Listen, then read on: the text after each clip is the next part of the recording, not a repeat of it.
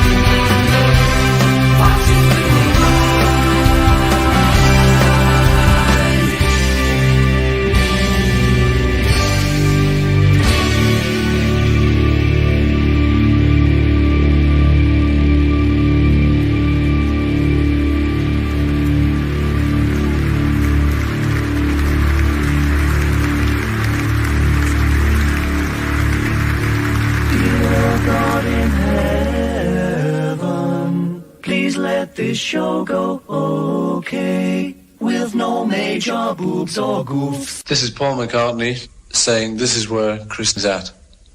This is where it's at, Chris. Take it.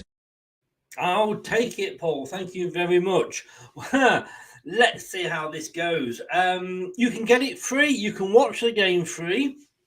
I can't show it free for obvious reasons, but you can watch it free via the FA Player if you so wish to and watch along.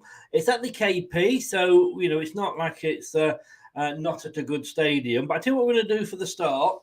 I'm going to let you, because obviously, unfortunately, my two co-hosts that would normally be doing this, one's at a birthday party and one is uncontactable. So I'm going to start by just playing, about 15 minutes long, the press conference by the Leicester City manager or Leicester City women manager. I'd be interested to compare this to what Brendan has to say, really. Let's have a listen to Linda Bedford, the Leicester City women's manager, and this was a pre-Tottenham Hotspur press conference. I guess literally starting off, last week's fixtures were obviously cancelled due to the sad passing of Queen Elizabeth II. How has the mood been around the camp? Yeah, I don't think the mood's changed. I think obviously deep sorrow for the loss of the Queen, and I think the players' mood, hearing that news coming in on Friday, was pretty somber. But in terms of our preparations for the games, as soon as we knew the first one was off, our eyes were firmly set on the next game, which obviously is this weekend's one. And our preparations over the weekend kind of continued with a real focus on being ready for Spurs this weekend. In terms of obviously last season, how would you reflect on that season and looking ahead to this season? What are some of the ambitions that the club's have? Yeah, obviously pleased last season to remain in the WSL, which was the task at hand when we joined at Christmas. And I think the players did a fantastic job throughout that second half of the season of putting themselves in a position to be able to achieve that.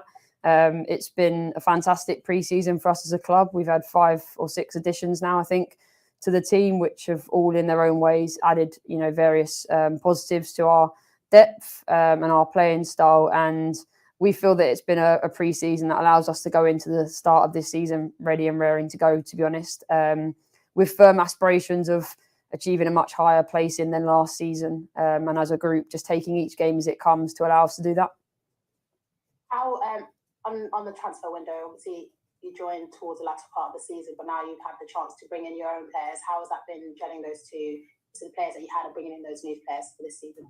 Yeah, gelling them's been really easy. I think our pre-season was intentionally planned to provide the players with opportunities to really get together and to build those relationships that will help them on the pitch ultimately when they get put into those pressure moments. We spent some time with the Army. We went away to a team building site in the Lake District. So I think that really helped, and it was really easy. All the individuals we brought in are top professionals who we knew would add to our environment off the pitch as well as on it. So yeah, remarkably easy in terms of how smoothly they've joined it. It feels like they've been here for a lot longer than 10 weeks.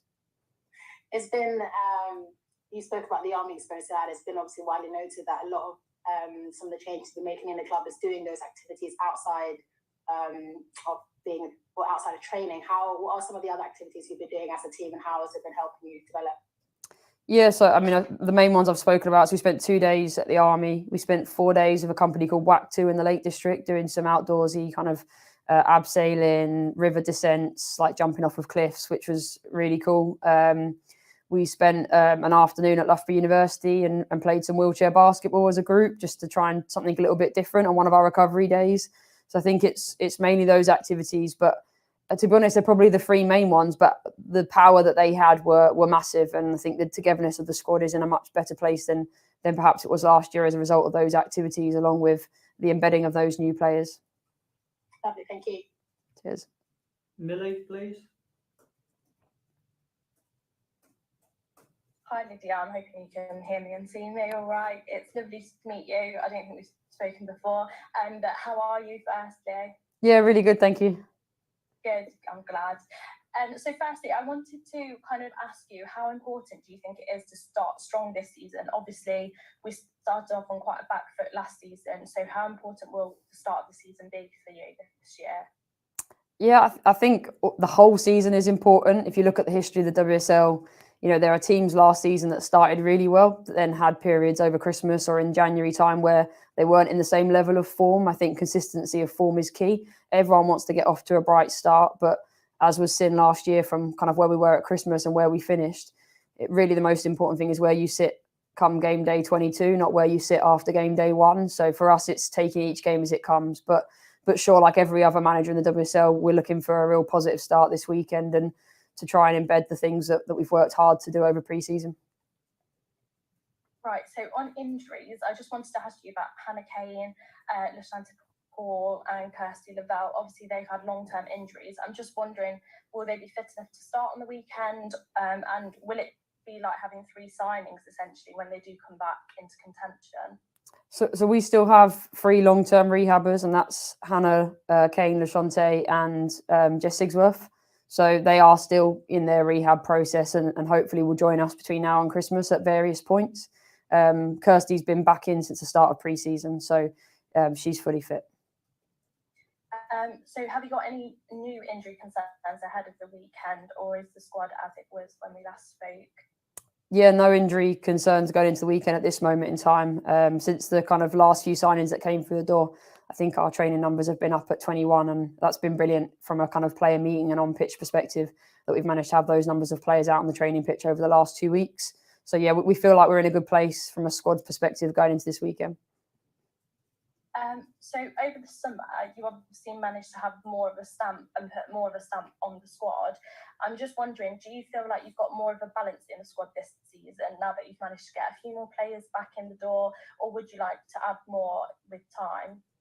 I think in terms of like, am I happy about what we've got to go through from now through till January? Yeah, we're really pleased with the recruitment and the way that that's gone across the last few months. We feel that the players we've brought in have added depth in key areas, which will allow us to have more competition across different units. I think a big one for us, probably from March through to the end of the season, was that our squad depth led to a point where you could probably predict the starting 11 week in, week out. We've just finished our last kind of full training session of the week, and I'm pretty sure that the players still aren't 100% sure what I'm going to announce when I announce it.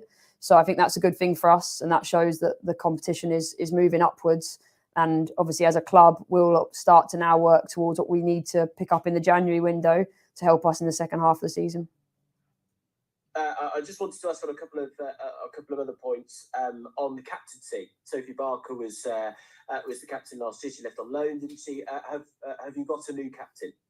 Yep. So we left the captaincy decision until really late in pre-season. I announced it kind of in the last couple of days of last week before what would have been our first game of the season. For me, it was really important that as a group, the players understood the need for self-leadership across pre-season and really up their level of what they did as an individual and then how they interacted with others. So we've kept them almost guessing in that sense and really looked across the group to see who emerged as a result of the pre-season.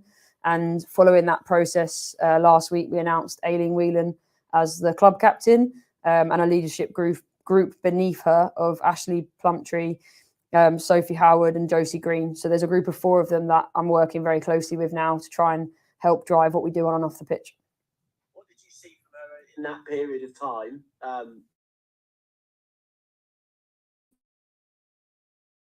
That made period. I think probably the big one for Aileen and the other 3, all of them included, was a level of self-responsibility, that all 4 of them have really high professional standards, exactly what you're going to get from them on a day-to-day basis, and they take care of themselves to a very, very high level. On top of that, all 4 of them have picked up the respect of the group based on the behaviours that they display on a day-to-day basis. And for me, it's most important in a leadership role that you've got someone with credibility that people can look up to and respect in terms of the actions and what they live on a day-to-day basis. And Aileen's 100% that individual along with all of the rest of them. But she's also great at being a voice.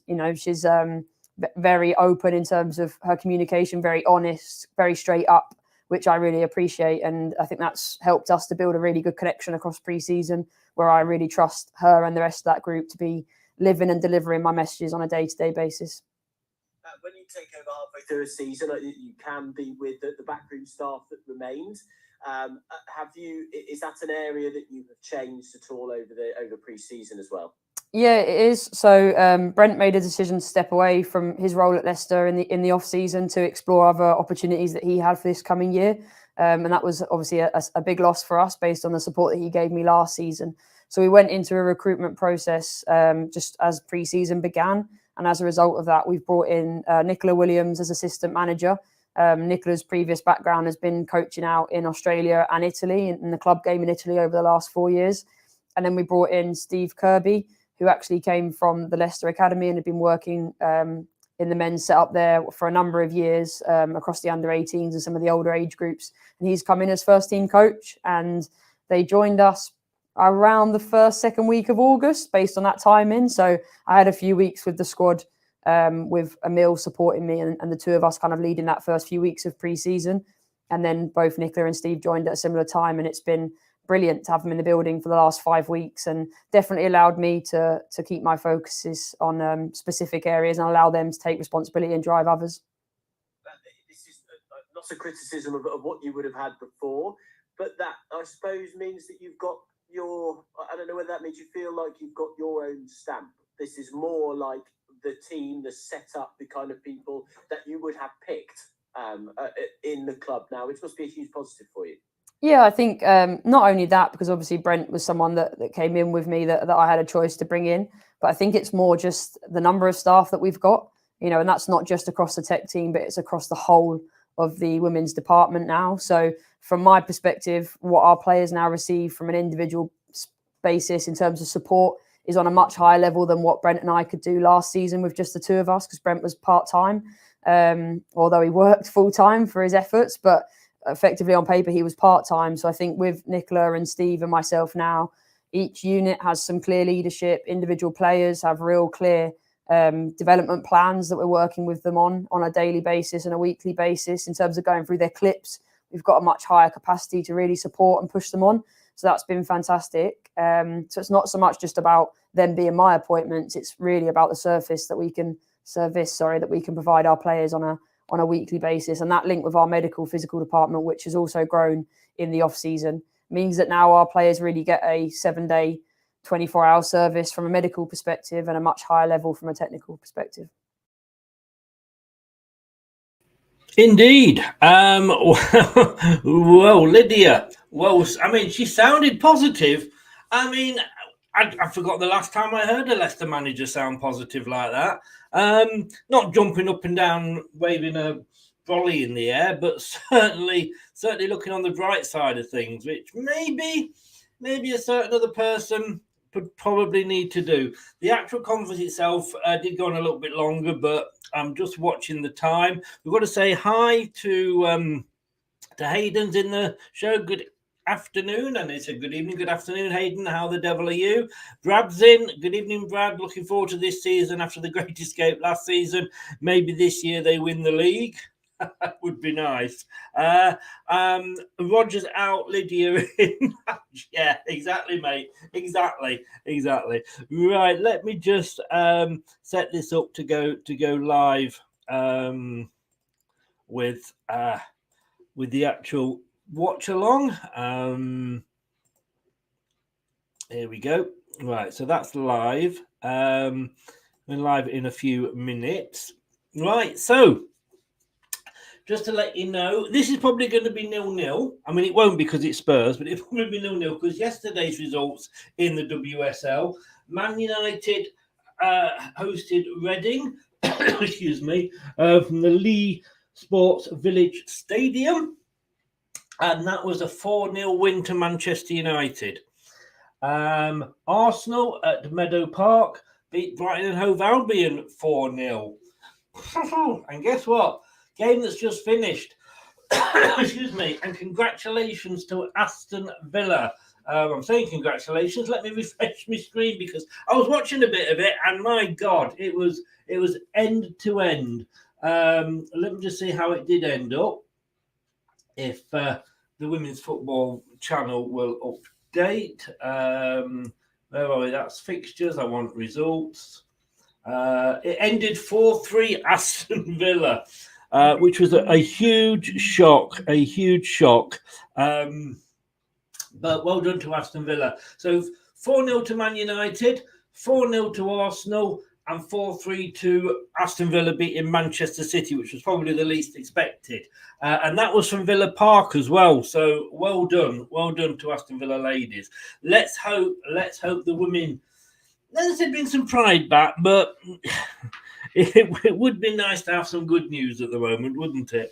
Hayden says it's good. Let's hope we beat Tottenham today. What the men's couldn't do. Let's hope the women's teams for Leicester can win against Spurs women's. And the matter of opinion has gone 3-1 to the Foxes. I'm not even going to predict this, to be honest with you. I'm not going to lie. Just out of interest, let me just see, because I'm trying to think whether we did a prediction league or not for the women. How many prediction?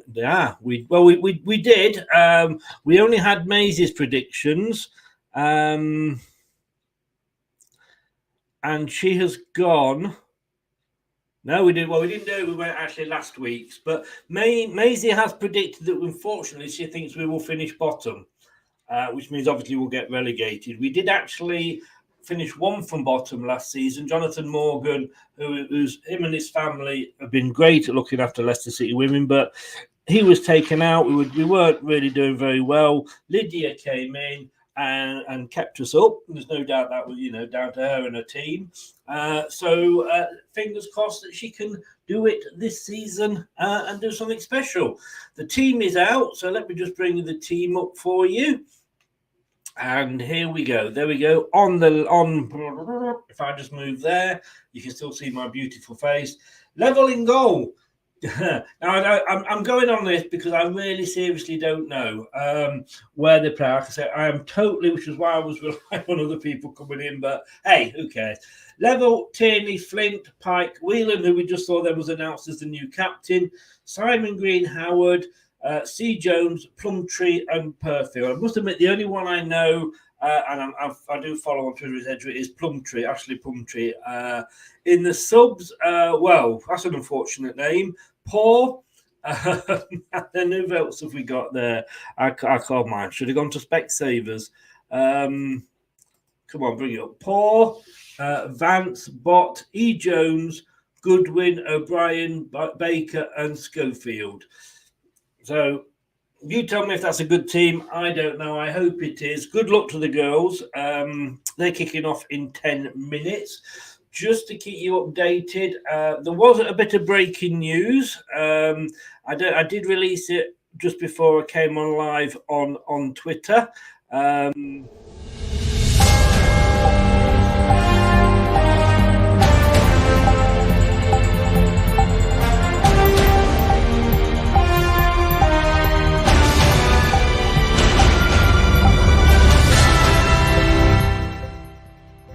manager sacked today. I looked at it on Sky and I thought, my God. And then it wasn't. And I scrolled down a little bit and there was another one. And I thought, oh my God. And it wasn't. I know. Top. Come on. 2 today. 2 seconds. Cardiff have sacked manager Steve Morrison. The South Wales club were beaten by 1-0. And this is what it says here. Lowly Huddersfield on Saturday. Giving them 18th. 18th and they've sacked their manager, Top. That's Cardiff getting rid of Steve Morrison. And then Hartlepool have sacked their manager Paul Hartley and assistant manager Gordon Young. The club currently sits second from bottom in League 2 and without a win so far this season, the club's dead. Proverbial relegation candidate out of the Football League or Hartlepool. Who knows? Who knows whether they will actually end up going out or not? It doesn't look good for them. I have suggested, I've emailed them saying like, recommend somebody here for you, mate. But I haven't heard back. But yeah, I'm doing my best for you guys. Hayden, are you a regular follower, Hayden? That's a good lineup, is it? Good squad that meant most of them players Lydia either bought in or picked as our last 11 last season, which kept us up. We won't finish bottom, not a chance. Can see us finishing 8th. Wow. Okay, Brad. Okay. I would love that. Totally. I'd love it. I'd love it. In fact, I know I'm bad. I'm sorry. I'm just bad, so bad. I would love a Kevin Keegan. I will love it if we beat them. Love it. Totally.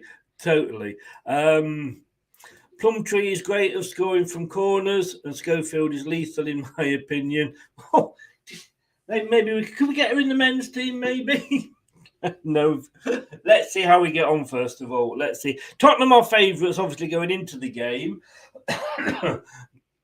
We can't deny that. But we're just 5 minutes to go now. And Ravi pops in. Ravi, oi oi. Liverpool. Remind me, Ravi. Sorry, Liverpool women's. Leicester taking another loss. No, this is the women's. If it was the men's playing, I'd probably say yes. But is it it's the women's? Are you Liverpool women's or Man United women's? I cannot remember. I'm thinking Liverpool because you wind up Maisie a lot. But I am just guessing at that, Ravi. But welcome along. Nice to have you here. This is Leicester Till I Die. This is jolly well where you can find us. Watch us on YouTube. Listen on your favourite podcast platform or ask your smart speaker to play the podcast Leicester Till I Die. Broadcasting live worldwide. Indeed, and you can also find us doing a radio show as well, which is music and chat. So a bit of both. And get the last one out because it was the world. So check the last one out. The worst records, football records, part 1, because there was enough to do 3, 4, or even possibly 5. And you can find it at mixcloud.com /LTID radio, because that's what it's called, LTID radio. Very American, I know. But mixcloud.com /LTID radio.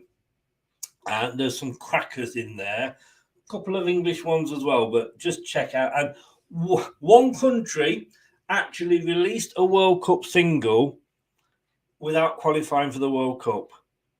And the World Cup had already kicked off when they released it. So go and check that out. Harry's in. Good evening, Harry. How are you, sir? Welcome along. You did say, Harry, yesterday, just briefly, actually, that you might have some microphones. If you can message me off that, obviously, hopefully we'll be meeting soon. That would be fantastic. Happy to pay for them if you've got ones you can. If you can recommend. Is Liverpool, says Ravi. We're on 5. On at 5, I should say. I've been watching the women's side since they were funding themselves and playing on the park. I'm more excited for the women's games at this point. Keep me informed then. What formation are we playing there then, Brad? Harry, I say, Harry, it's great to have you along. Let's hope it's a bit happier than yesterday, eh? Chris, tell Maisie she needs some Febreze when she watches United. Oh dear. Yeah, brilliant. Cheers, Harry. That would be absolutely brilliant, mate. Like I say, I'll sort something out with you. So we are getting ready to go and kick off. I think it's about 3 minutes to go. If we are just going through the motions there, and I think it will be 4-5-1. Why? Is it just? Am I that old? Whatever happened to 4-4-2?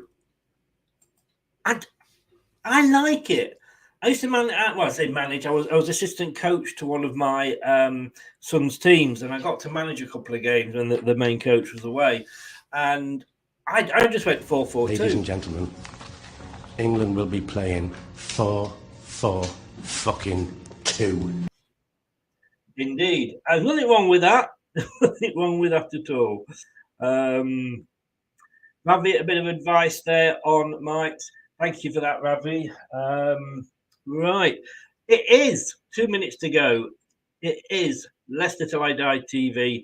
Please subscribe to this channel if you haven't already and you're new. We're going to be doing, hopefully, private life and just getting a life, to be honest with you. This is my life at the moment. I used to say I loved it, but... Listen, get a life, will you, love? I think I need to. But yes, we are going to be doing women's watch-alongs, as many as we can. And there's no shows tomorrow because, obviously, rest in peace, Queen Elizabeth. It is her funeral tomorrow. So, out of respect, we're not doing any shows on YouTube tomorrow. So, we will, though, moving forward, Mondays at 9 o'clock, we will be doing a WSL review. And we'll be looking at the whole weekend's games for the WSL. So subscribe if you want to keep up with those. And of course, the watch-alongs at the weekends when they don't clash with the men's. And yeah, smash the likes. If you have subscribed, please, I can't say this often enough, by smashing the likes, you're basically telling YouTube that you're watching, so that when somebody new comes on and they open the just click onto YouTube, the more likes that channels get, the more likely it is that they will appear there for them to watch. This is the Watch Along. It's Leicester Till I Die TV. Thank you very much. My name's Chris. Here we go.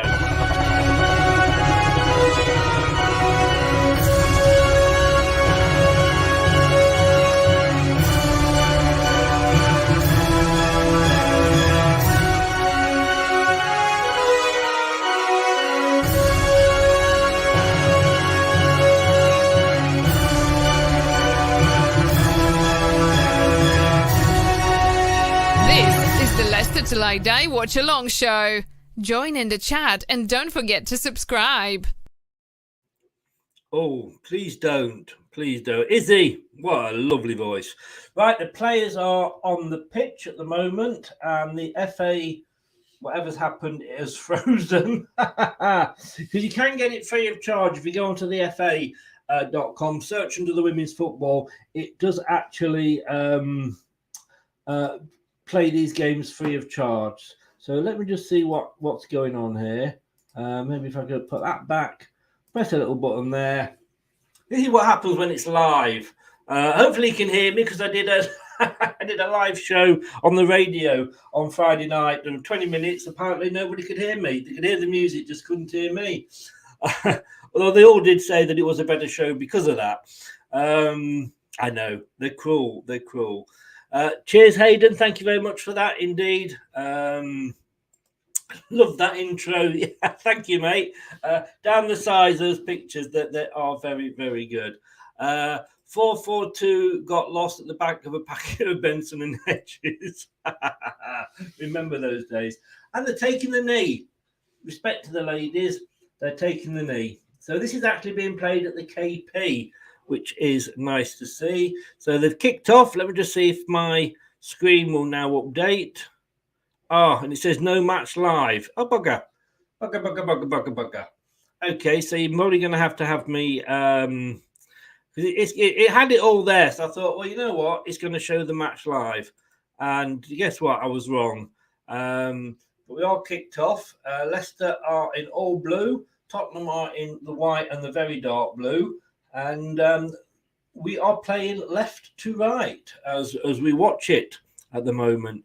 I'm just going to see. So just bear with me. I'm just going to see if I can get anything anywhere else that's going to bring it up.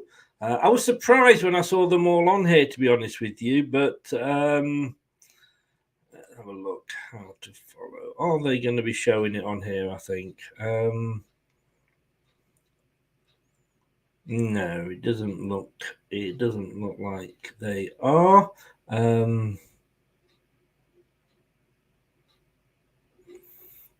But that said,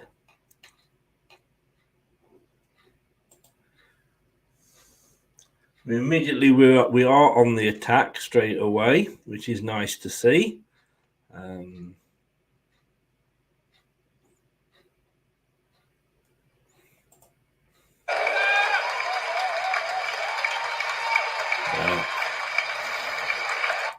I thought that was them walking out. I'm just going to have a look at some other links I've got, but I have a feeling that it won't be shown live as such. If anybody's watching it and is actually watching it and is able to do that and come on and wants to watch it with me, just put a note in and I'll send the link for you. Right, apps, football apps. Football in matches. Let's have a look what this one is. It's Everton 0, West Ham 0 at half time, by the way, which really does help us a lot.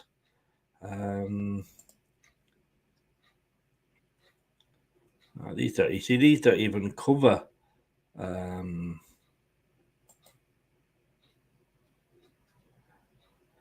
even cover it. Or do they? Search and you will find.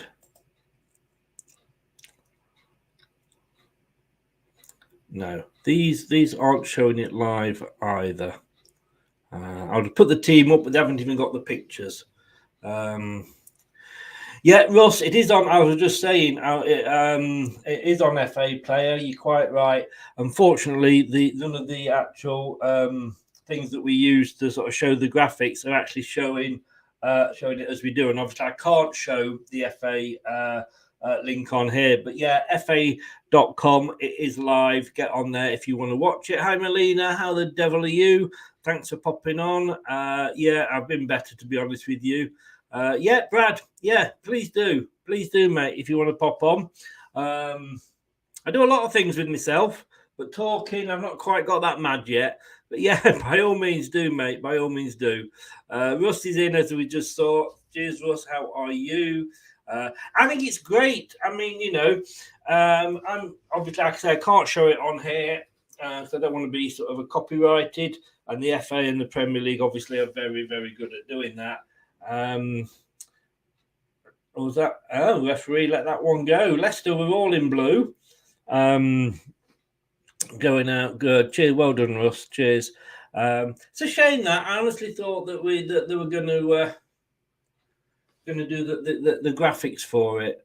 Maybe there just isn't the demand. I don't know, but I think it's good that the FA are showing it free and you can watch it free, and it all helps. It all helps. It's an old saying in sales, but give something away free, get people thinking, oh, this is good, and then they'll pay for it.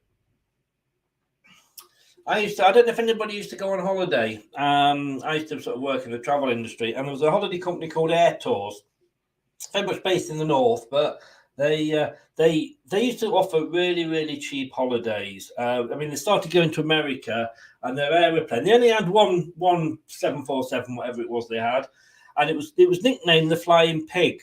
So you can imagine what it was like. It was actually on the ground more than it was in the air. But the holidays were so cheap, it was unbelievable. And people booked with them because it was a holiday and it was cheap. Excuse me.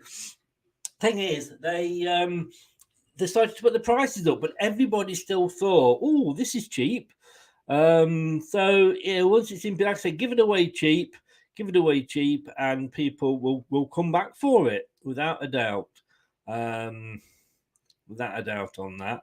I'm still trying to see if there's anything here on this, but there isn't. Oh, yeah, that would help, wouldn't it, Brad? If I send you the link. Oh, God. Oh, there's an injury. 2 players are down. 1 Leicester, 1 Tottenham. Tottenham one looks worse. They're calling the medics on. I was there with the women's, and I love the women's Euros. This is what got me into women's football. I absolutely loved it. And you know what? They didn't tend to go down unless they really, really were injured. And I'll give them credit for that. Lydia Bedford's having a talk with our number 7. Tell you what I'm going to do for a moment. I'm going to take that off. Oops, maybe not. Let me send Brad the link.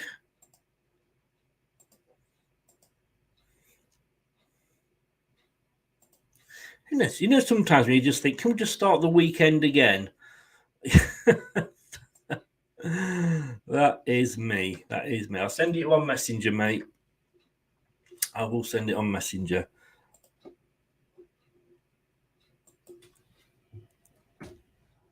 And I've sent it to you, mate. I've just sent it, mate, to you. Let me get rid of this because this is neither use nor ornament on here.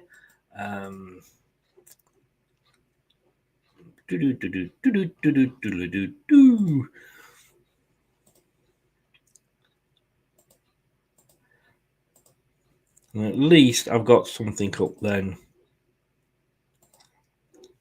If I can get this up.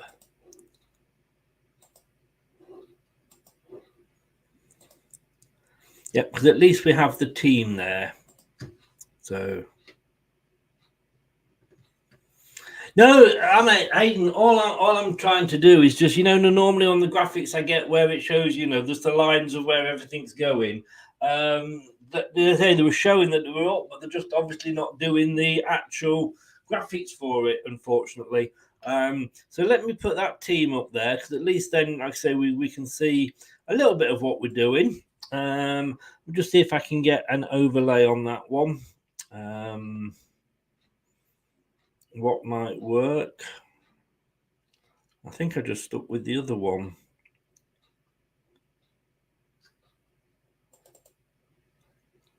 This might work. And you'll have to forgive me because of the, yeah, kind of. It'll do. Excuse the two Leicester badges. Such is life. Any predictions? Let's stick your predictions in the text and let me know what you think the score is going to be. Brad's already gone 3-1 to the Foxes. It seemed to have started quite brightly. I mean, Tottenham are the favourites. All right, Brad. Hello, mate. I've got the game on the player right now. Tottenham just have a throw-in deep in their own half.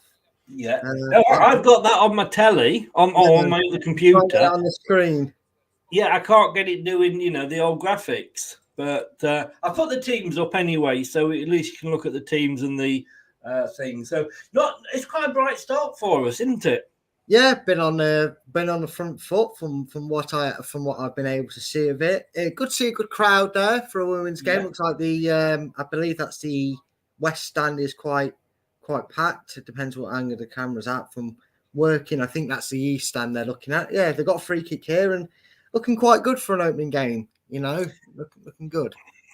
I mean, by this time yesterday, I think it was 1-1, wasn't it? It could have been 1-1, could have been 4-2. The whole game's a blur to me, mate. Yesterday, I just close it into 2 minutes. The box. All this chance it cleared. No, it's still not away. And it's down handball appeals. Nothing given. I don't think there's VAR in a women's game. Tottenham don't get it. I was going to ask that. I don't know whether that would be interesting.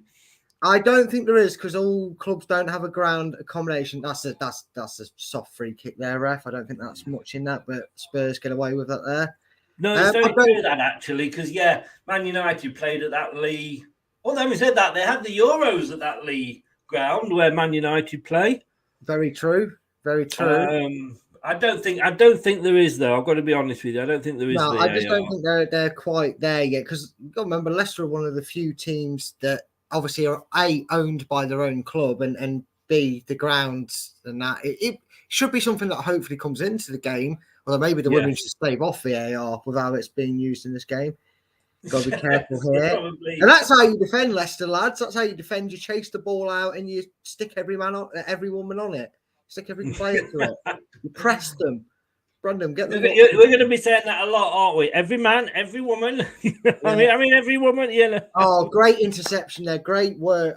Obviously, I've not got any sound on because don't. Yeah, I'm the same. I'm great the same. What time are you on, by the way? I'm at 11 minutes 30 seconds. Oh, exactly the same as me then. Yeah, so we've got it. At least we're in sync. At least we won't be going goal, and then one of us waiting 20 minutes. Well, hopefully we will, but at the same time. Yeah, that would be nice. Yeah. Look. I'm not saying I'm quick, but there we go. Let's get the badge up. So at the moment it is looking good. Yeah, Spurs not really able to do much. Closing pressing. Leicester have won the ball back there and Tottenham's half, but they've regained it and spreading it around at the back. Tottenham looking to come forward here on the left-hand side. It's tried to be cut out by the Leicester midfield, but Tottenham get away with it.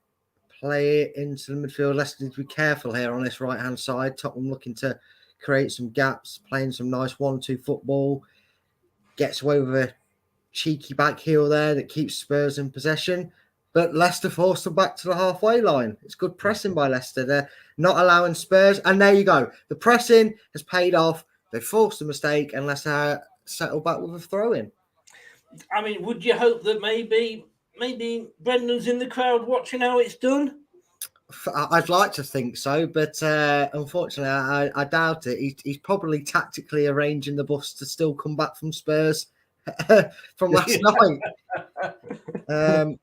Quick here. Oh, no, loose pass, overhit pass, thankfully for Leicester. And, they take traits from the Leicester team. They're playing it out from the back. This was the goalkeeper at this moment. But no pressure on her, so she's got all the time. No, there isn't actually. No, they're not. They're letting her. And we've actually got 4 defenders. Yeah, there's our midfield that they can play at. And our defender seems to be more composed than Wilfred Ndidi when he's got no one around him. Out wide to the left. Long searching ball into the gap here. Chase on. Defender's got the advantage edge, but she's getting pressured here. Getting well pressured here. Very well done. Excellent work. A throw in deep inside the Tottenham half for the Leicester women's. Very well pressed. I can't see the shirt number. She's got her head down at the moment. I think it's number 9, number 19. She worked well. She put pressure on the back line. They got a free kick here. Although a Tottenham player is down with another injury. So there is play has been stopped, but Leicester will resume with a throw in inside their own half. But no, there has been a physio signalled. So it looks like we've got a couple of minutes to talk. I'm getting me Radiohead, Chris, on here. I'm trying to commentate it. I've sent you a message, mate. Please read the message on in private chat. I don't know if you can see the I can if I scroll down. Brilliant commentary. Oh, thank you very much. Yes, I do like it. It's less stressful when it's the women's because I enjoy them. No, you carry on, mate, because you know it better than I do. You're doing excellent commentary, so I'm happy for you to do that, and I'll come in and ask silly questions and make comments or what have you. I'll be Ian Stringer. You can be Alan Young. You remember them days on Leicester? Oh, God, yes. I actually spoke to Ian Stringer earlier. I was trying to get him on to do a special next week, but because of course he's no longer at Radio Leicester, he's now at TalkSport, and he's had a lot of personal problems, and he's not quite ready yet to sort of go back to doing that. But Ian, I know you're not watching, but mate, I wish you all the best anyway. Now, I'm not sure, Chris, but there is a number 10 on for Tottenham. I'm not sure if they've made a immediate change or if she was in the starting 11, but it panned to the sideline and she sprinted on from the sideline. Players getting back underway with a throw-in line with the edge of the box for Leicester here. The 23 for Spurs is off the pitch at the moment, receiving treatment. I don't know if she's been subbed off, but we'll see if we can figure that out. Yeah, I mean, she may just have gone over for a drink, I'm guessing. Yes, it's back on the halfway line. Leicester force back, spread out to the wide position. Through the middle here, they've got the chance in the box, held up. Play, Spurs back in numbers, spread out wide to Leicester. They've got women on the overlap. It's 33. Great deflection. Well blocked, out for another throw into Leicester. They're really pressing the initiative here in these opening. It is. I tell you what, it really, really is. Great play by the women. Something we haven't said about Leicester for a while in general, but we've got a throw in here. It's thrown into the box. Unfortunately, she's just bullied off the ball there. A little bit too easy for my liking, but it's only cleared as far as Leicester on the right. Foul not given, but Leicester do receive the throw in. Again, in line with the edge of the box. Spurs players taking after the men's side and arguing with the officials, but it is a throw to Leicester in a dangerous area, Chris. Yes, I mean, I'm not expecting us to win this because Tottenham was sort of, they were top half. I think they might have been sort of fifth. They're not a powerhouse in this league, but you know they were sort of better than Leicester. But my God, Leicester are giving them a. I don't think our goalkeeper had anything to do yet, has she? No, she's not. And I mean, Spurs had a throw in there. They tried to take quickly, but the player had to hold on to the ball. And Leicester are pressing them back. I mean. They've got space to pass it into here. They're going down on the right now. Ball at a halfway line. Leicester's still pressing. They're getting two player to a man, and they cause confusion. Spurs get away with it there, and they win a throw in an attack that they look to take quickly. Have to go backwards with it, but they do take quickly. Back to the throw-in taker. Ping pong ball, and Leicester again crowding them out. Superb defensive work. Get the ball back, but Spurs do have the ball, and they're still trying to go down that right side. Cut out. Remember those two words, Brad?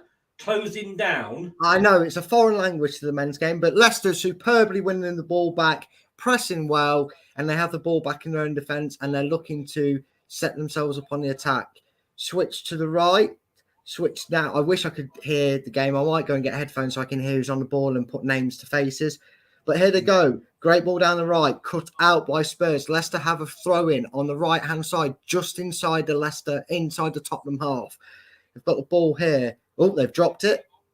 They've gone back. They've taken the Leicester approach for the men's. They're building from the back. And it is with the number 3 who sends it all the way back to the goalkeeper for probably her second touch, outside of her box. Oh, no, she's having a few touches now because they're a Soyuncu Schmeichel moment, aren't they? Yes, they are. Yeah.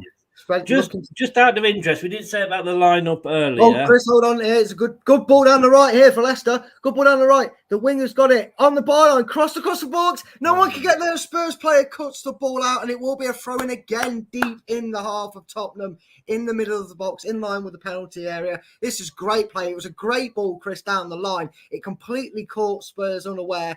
And it was the number 33, I believe. I could correct myself. She had all the time and space. She drilled it across the 6-yard box, and it was just cut out. But there was a Leicester player lurking there, Chris, to put that in the back of net. Great tempo from Leicester. Great move. If she hadn't got her foot to it, I think that might have been a goal. Oh, that would have been. The keeper was flat-footed. She was going to get beat. It was good defending by Spurs, but that's, again, Leicester looking dangerous down this right side of the field. They have a throw-in just inside the half. It is all coming down this side, isn't it? That's the thing. It is. Opposite to the men's who go down the left, they're going down the right. Maybe we can combine the two. Yeah. But maybe Lydia Bedford, the manager, has identified that as being Spurs' weak point. It seems to be. I mean, that's several times how they've cut them open, and that was the biggest cut open I've seen. She was completely free on that right side to put that ball dangerously across. I mean, you ask wingers to put a ball in danger areas where the keeper can't come and collect it. That was perfect from a Leicester point of view, Chris. And yes, and it's just a shame that the Spurs player got the end of it here. Have you noticed that Spurs are coming down the right a lot? Yes, they are, but Leicester are. But that might be why they're weak on the left, and that's why Lydia Bedford might be saying, "Go for it." Yeah, I mean, they're coming here again on the right. Spurs are slowly starting to get more players over to that right, trying to cut it out. A poor pass here. Could put Spurs on the front foot. Missed a challenge. She fell over. The referee plays advantage, though. Who Spurs fell still have the over? ball halfway in Leicester's half. They're trying to go down the right here. They're getting pressed by the Leicester midfield here. They're trying to get that ball out wide, but they're just not. Thou shall not pass from Leicester at the moment. They've squeezed a pass in here. Leicester have to keep tight. They have to keep doing what they've been doing so far in this early stages. Coming down the right here, trying to work in a cross opportunity. Blocked again by the Leicester defence. It's a throw-in on the edge of the box in Leicester's half for Tottenham. But Leicester are keeping such a wonderful shape, Chris. They're defending well. They just need to keep switched on now and keep up that tempo. I mean, as a sort of ex-player, would you be sat there as a man feeling a little bit embarrassed? I'd be feeling full of pride, mate, watching my club as Leicester deal with the throw-in, forcing Spurs back to the halfway line. Not much going on. I feel full of pride. I'll be like, at least some part of Leicester, whether it's the under-23s, whether it's the women, are showing some pride and effort and showing that some form of Leicester is capable of playing good football. The Spurs are trying to work it here. They still have the ball. They won the ball back in midfield. And the thing is, Leicester are allowing that here, but they're getting the gaps and they're closing gaps and they're shutting the doors. So Spurs really have nowhere to go as Leicester win the ball again in a great area and they've won a throw-in halfway inside their own half on the left-hand side. They're not rushing to take this throw-in. I'm not sure if there's something going on, maybe catching a respite to allow them to recover so they don't burn out. But very positive opening 20 minutes, Chris. It's funny to say this after watching Leicester men's lose 6-2, but a Leicester side dominating Spurs and looking good for it. I don't think that I've heard you get this excited about Leicester this season. I know, mate. I don't know how to press. High ball over the top here. And again, Leicester have the numbers. They completely body the number 7, I think. Yeah, the number 7. She had no chance of getting the ball. Leicester have a throw in deep inside their own half. And it's just easy for Leicester at the moment. Again, something this season I've not been able to say, but very comfortably dealt with by the Leicester ladies. They'll be hoping not to give away the ball in this area. It's thrown up down the line. And it's met by a Spurs player who tries to play it into the middle. Leicester come racing out the blocks and have stolen the ball here, Chris. This could be a great opportunity. She's thrown a goal. If she beats the defender, the defender gets a toe to it. They were nearly in there, Chris. They were nearly in to make it 1-0. Patson Daka, like the striker. She just could not get the defender, got just a toe on it. And Leicester were nearly in from a killer bit of great work in the midfield. Could have been 1-0, still remains 0-0, Chris. My God, mate, and I was pulling myself. Then you got me that excited. I know, I'm loving it, mate. I've never thought about doing this sort of thing before. I'm really enjoying it. It is, isn't it? It is indeed. Leicester coming over here as well. Although Spurs have got it back now. I was actually just trying to see whether I could get away with actually showing the game. I've just read I've read the FA's terms and conditions.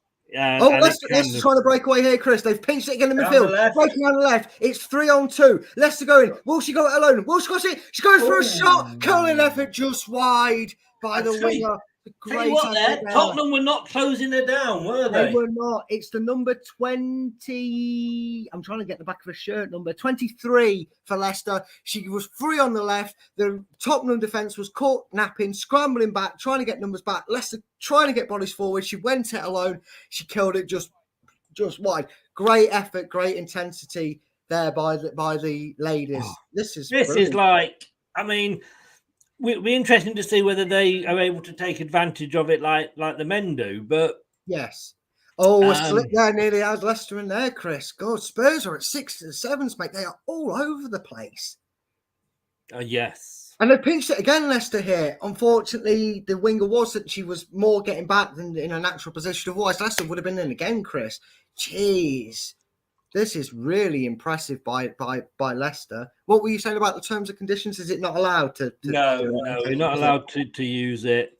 Oops. Oh, no, a slip here as they try to intercept it. Tottenham are trying to come down the right. It's an area they've been pressing here.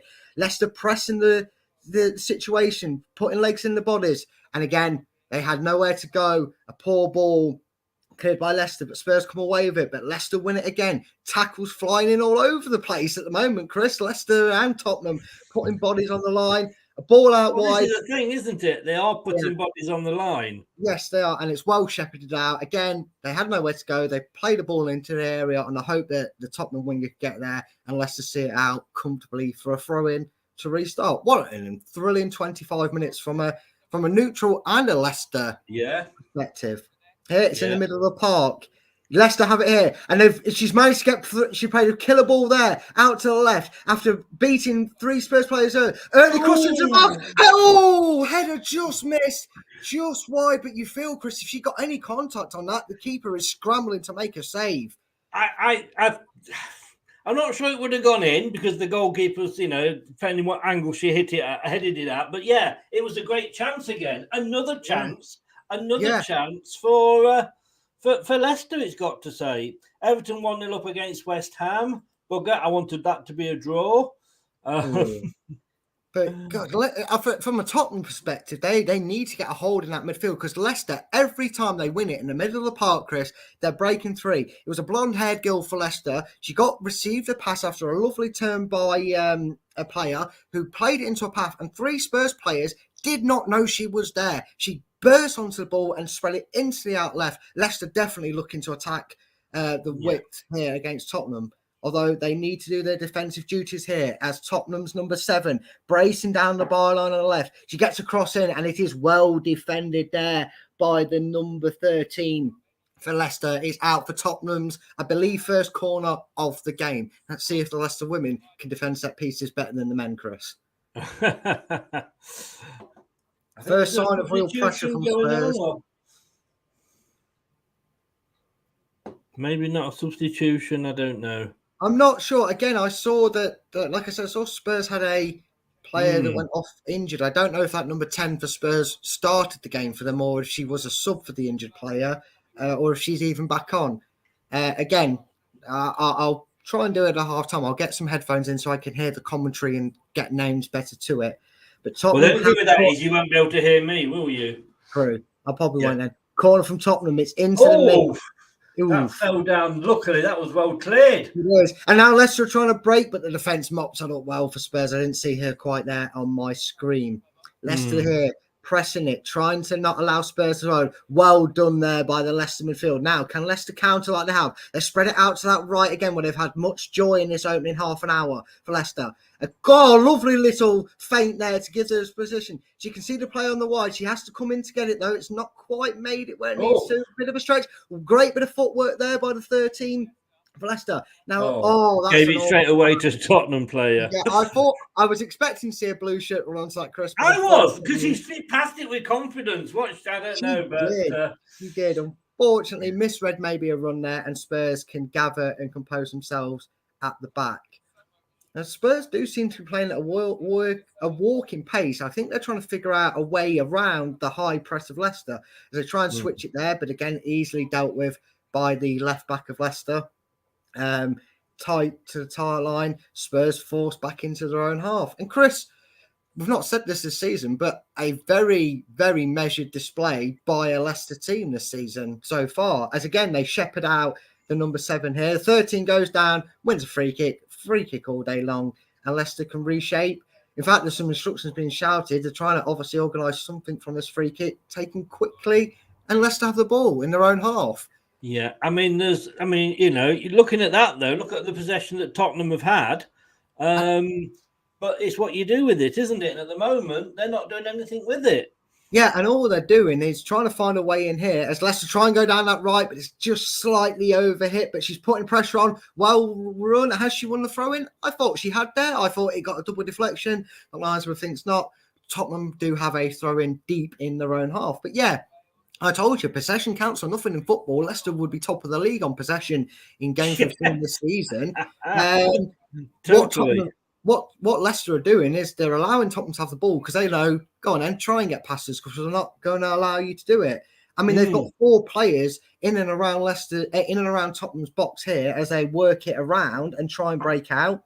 Ball into the middle, picked out by a Leicester player, although Spurs do win it back. And that's what you call a sensible foul, isn't it? Although the free kick if it was a free kick, was taken very quickly there. Spurs trying to catch Leicester as they're trying to get back into shape here. Held up here, passed out to the wide on the touchline, looks to put it across, dangerous crossing. Oh, it's missed by the defender. Shot comes in, blocked in the shot, and ball appeals is given. Is it a penalty? No penalty given. Leicester player goes down injured. A Tottenham player, surprise, go down injured as well. We have a stoppage play.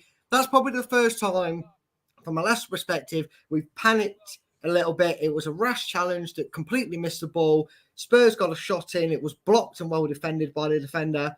And it is number 10 for Leicester down and a Spurs player down, both currently receiving treatment. Minus that, Chris, Leicester probably feel a bit aggrieved that they're not in front in this game, but looking very good and very in control of the situation as Lydia. We talk about stats all the time, don't we? And looking at those stats, you'd think that was a different game. Yes, you would. And again, I hate stats for them reasons because it's not showing the control of the game in terms of possession. But yeah, Leicester are allowing Spurs to have the midfield because they're closing down any further options from that. It's like, pass it between your back line. The attack is pressing them. Lydia there and her assistant giving instructions to the number 22 and 13, getting a few notes out there. Obviously, probably a bit concerned that Tottenham are getting a little bit of joy down that right side at the moment. And the number 10 and the player that was injured for Spurs just on the byline, just waiting to be allowed back on by the official. Just had a handshake there. Yes. I believe they've kissed and made up as any footballer should do. That's not a term just for women, that's just a general thing. Referee given a speaking to I believe Leicester's captain. It's a drop ball situation and it's back with Leicester here. And it's launched upfield. I mean, as Hayden says here, we are looking good at the moment. I mean, we are. We really are. And again, see the throw in there. You see that play just running to chase the ball down. And that's the difference. You can allow a team to have the ball when they've got nowhere to go with it. And Leicester are allowing Spurs to only have the ball in their own half. You can see the press there as they nearly win it there. Very unfortunate. Leicester have been very successful in winning the ball in the midfield and turning defence into attack. And again, it's worked with them. A rush pass. And Leicester deal with it well. A long kick out by the goalkeeper. Head tennis as Spurs have the ball on right. But numbers back for Leicester. And again, she's grounded there. Very good work there by the long-haired Spurs player. I'd have to get her number in terms of shirt. Well, that long-haired Spurs player. Yeah. And here they go down the right. Spurs have been dangerous from the right. But again, great block. This is an area that Leicester obviously, maybe Spurs have noticed is a little bit of a weakness for Leicester, an area to exploit, whereas Leicester going down the right. I can't see a short to get a number on that, but you know who I mean when I say long haired if you're watching. It's her. She did very well there on the floor with the ball to not give away a foul, and Tottenham looking to get some initiative in this game. It's a delicate little flick headed out by Leicester. Still coming here are Spurs on the right, trying to open up Leicester. Now, maybe they've got some space here, a few plays out of position, but a crossing to absolutely nobody. I mean, nobody was there. No, and it is literally a sea of blue for the Spurs. That was badly given away, but then it was given away back again. Yes, it is. And Leicester again, trying to get in there, putting a foot in. It's one again. It's spread here. Leicester, nearly get caught out there, but they keep hold of the ball. And now trying to go down this right-hand side, breaking away into the middle. Heavy touch allows Spurs to recover the ball. A little bit, just at the moment, last few minutes, a bit sloppy play. It has been a bit sloppy. And, and every team has the chance to try and get themselves into the game. And Spurs have maybe tried to settle the tempo of the game down a bit. They seem to be walking the ball around a bit more, trying to be a bit more patient and not trying to press the issue here. And the last 5 minutes has died a little bit, but you can see the intent from Leicester to break Spurs and catch them out when they're pressing forward in their numbers here. As Spurs have the ball here, played into the middle of the park. She has lots of space to run into here. She takes a wild effort. What a goal! And Spurs have the lead. Oh dear, she saw the keeper off her line. And against the run of play, Spurs have the lead. It's so unfortunate, Chris, but you have to credit the visuals of Spurs' player She had all the time in the world to look up. Leicester were a little bit out of shape, and just as it looked like they were getting back into it, she's been superbly lobbed. And unfortunately, despite all that hard work and great play, it is Leicester City the women's 0, Tottenham Hotspur women's 1. I feel like I've had the stuffing knocked out of me, to be honest with you, because that was just totally out of the blue. It was Son-esque, though, wasn't it? It was Son-esque by, I believe, actually, a Korean player. They've got the number 29, but Leicester get the game underway. They won't allow that goal to affect them. Lydia will be impressed with what she's seen in the first 30 so minutes. She'll want them to get their foothold on the game, keep winning balls in midfield, and hopefully they can get themselves level before half time. But we have to be careful of things on that right-hand side, and they just need to just settle things down a little bit. Yes. Leicester, they've won a bit of a strange free kick here. The linesman didn't flag for it, but the referee gave it. And maybe now need to just man I'd it. like to see that again. They haven't shown the replay yet, I don't think, have they? What, of the goal or that Yeah. foul? No, the goal they did. I saw the replay of it. Could it have been again closed down or? The thing is, with Leicester playing a high press, they were over on that right-hand side. They were just about to get probably back in shape and get someone in front of it. And unfortunately, and this is no disrespect to the ladies, we do know that it's very advantageous with the height of ladies in this sport that a lot of goals commonly do come in from these sort of goals. We see a lot of goals scored that way in the women's football because the height of the goalkeepers that they are. It's just how things are, unfortunately. And she saw her off a line, and she executed it right. It's just one of them. It either goes in Rose head or the goalkeeper has easy to reach and or that. And unfortunately, Hayden says there we do not deserve to be a goal down. No, we really don't. Leicester have been terrific on the front foot. They've been the more positive side, created the better chances. And Spurs have just come back into it a little bit. I was going to say that. It's given Spurs a bit of confidence, this, hasn't it? Yeah. And it'll be interesting to see how Leicester react, because we know how Leicester men react when they go down. Well, yeah. I mean, they're still pressing. They're still... What they're doing, Chris, as well, which is different, is they're tight enough to them to not allow them too much room to make a pass in between each other, but they're not too close to them that they can get spun easily and then leaving gaps open and making it easy for Tottenham to go in.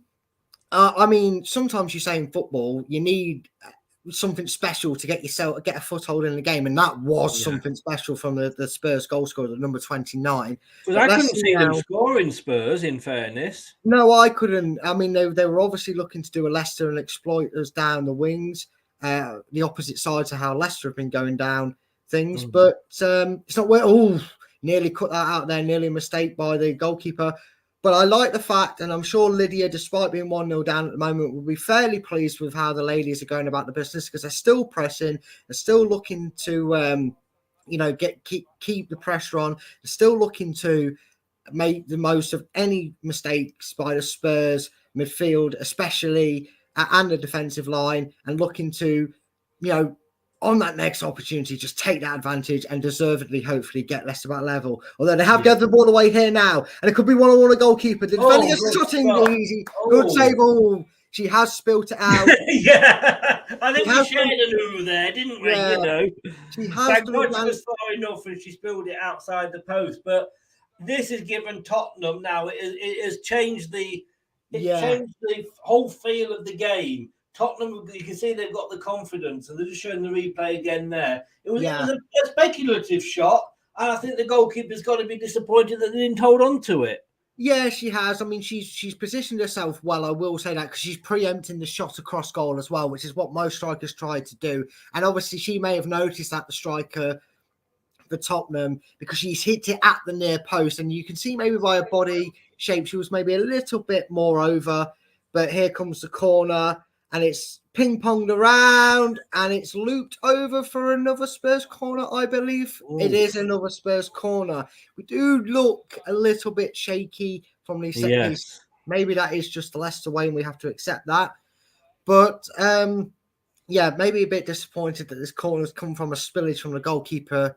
But yeah, Spurs just riding that momentum of getting a goal out of, like you say, Chris, it was really nothing. But let's just need to see this through. I mean, in the half time, 1-0 wouldn't be a bad thing. They'd be disappointed, obviously, given the control they've had in this game. But Spurs are trying to attack down this right, but this time much more easily dealt with Leicester. It goes out for a throw-in halfway between the byline and the box.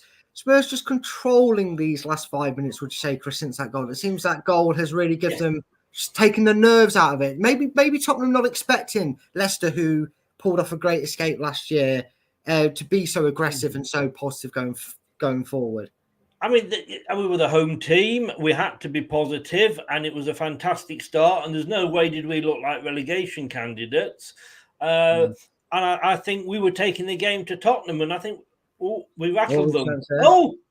Shots! Oh, miles over. Yeah, I think we probably we did. I think we shocked them. I think but a goal settles you down as a team, doesn't it? Yeah, it does, and it looked a bit jittery. I mean, where that chance came from, which has led to a corner, it must have taken a slight deflection there, obviously.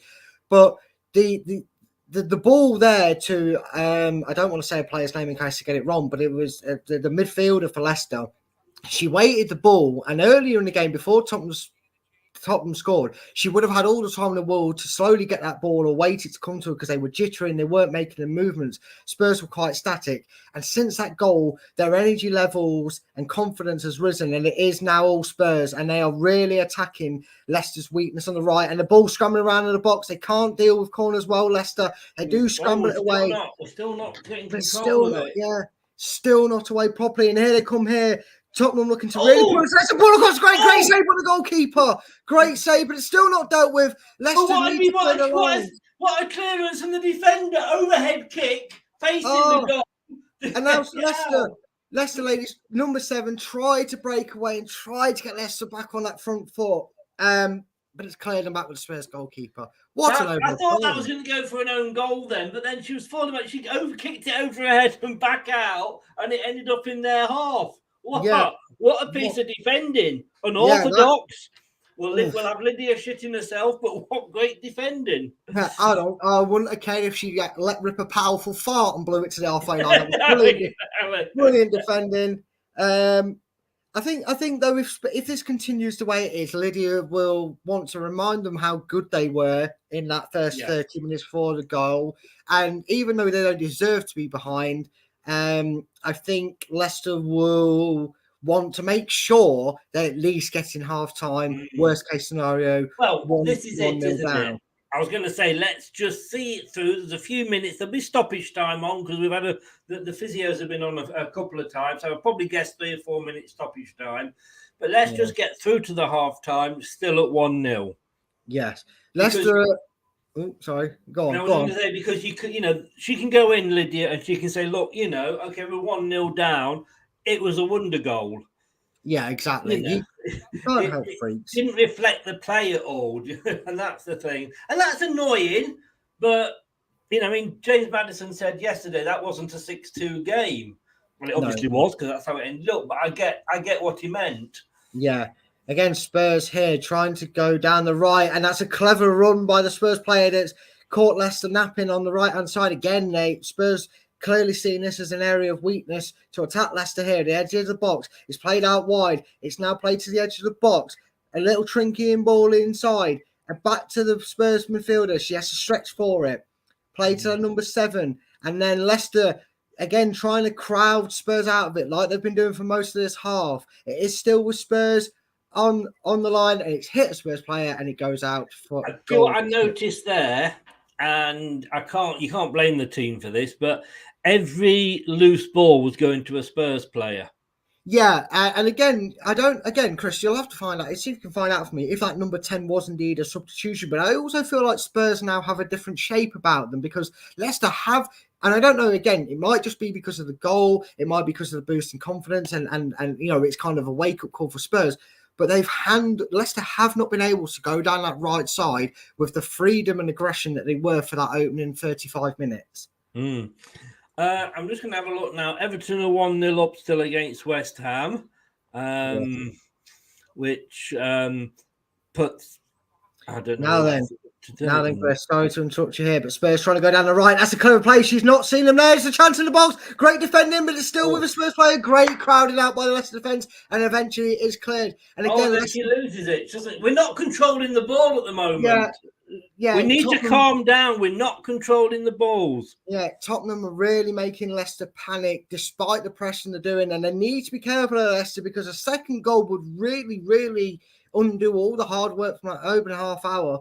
And maybe tactical changes. I don't know. Maybe she's better than Rodgers. She might see a substitution. She might change the shape.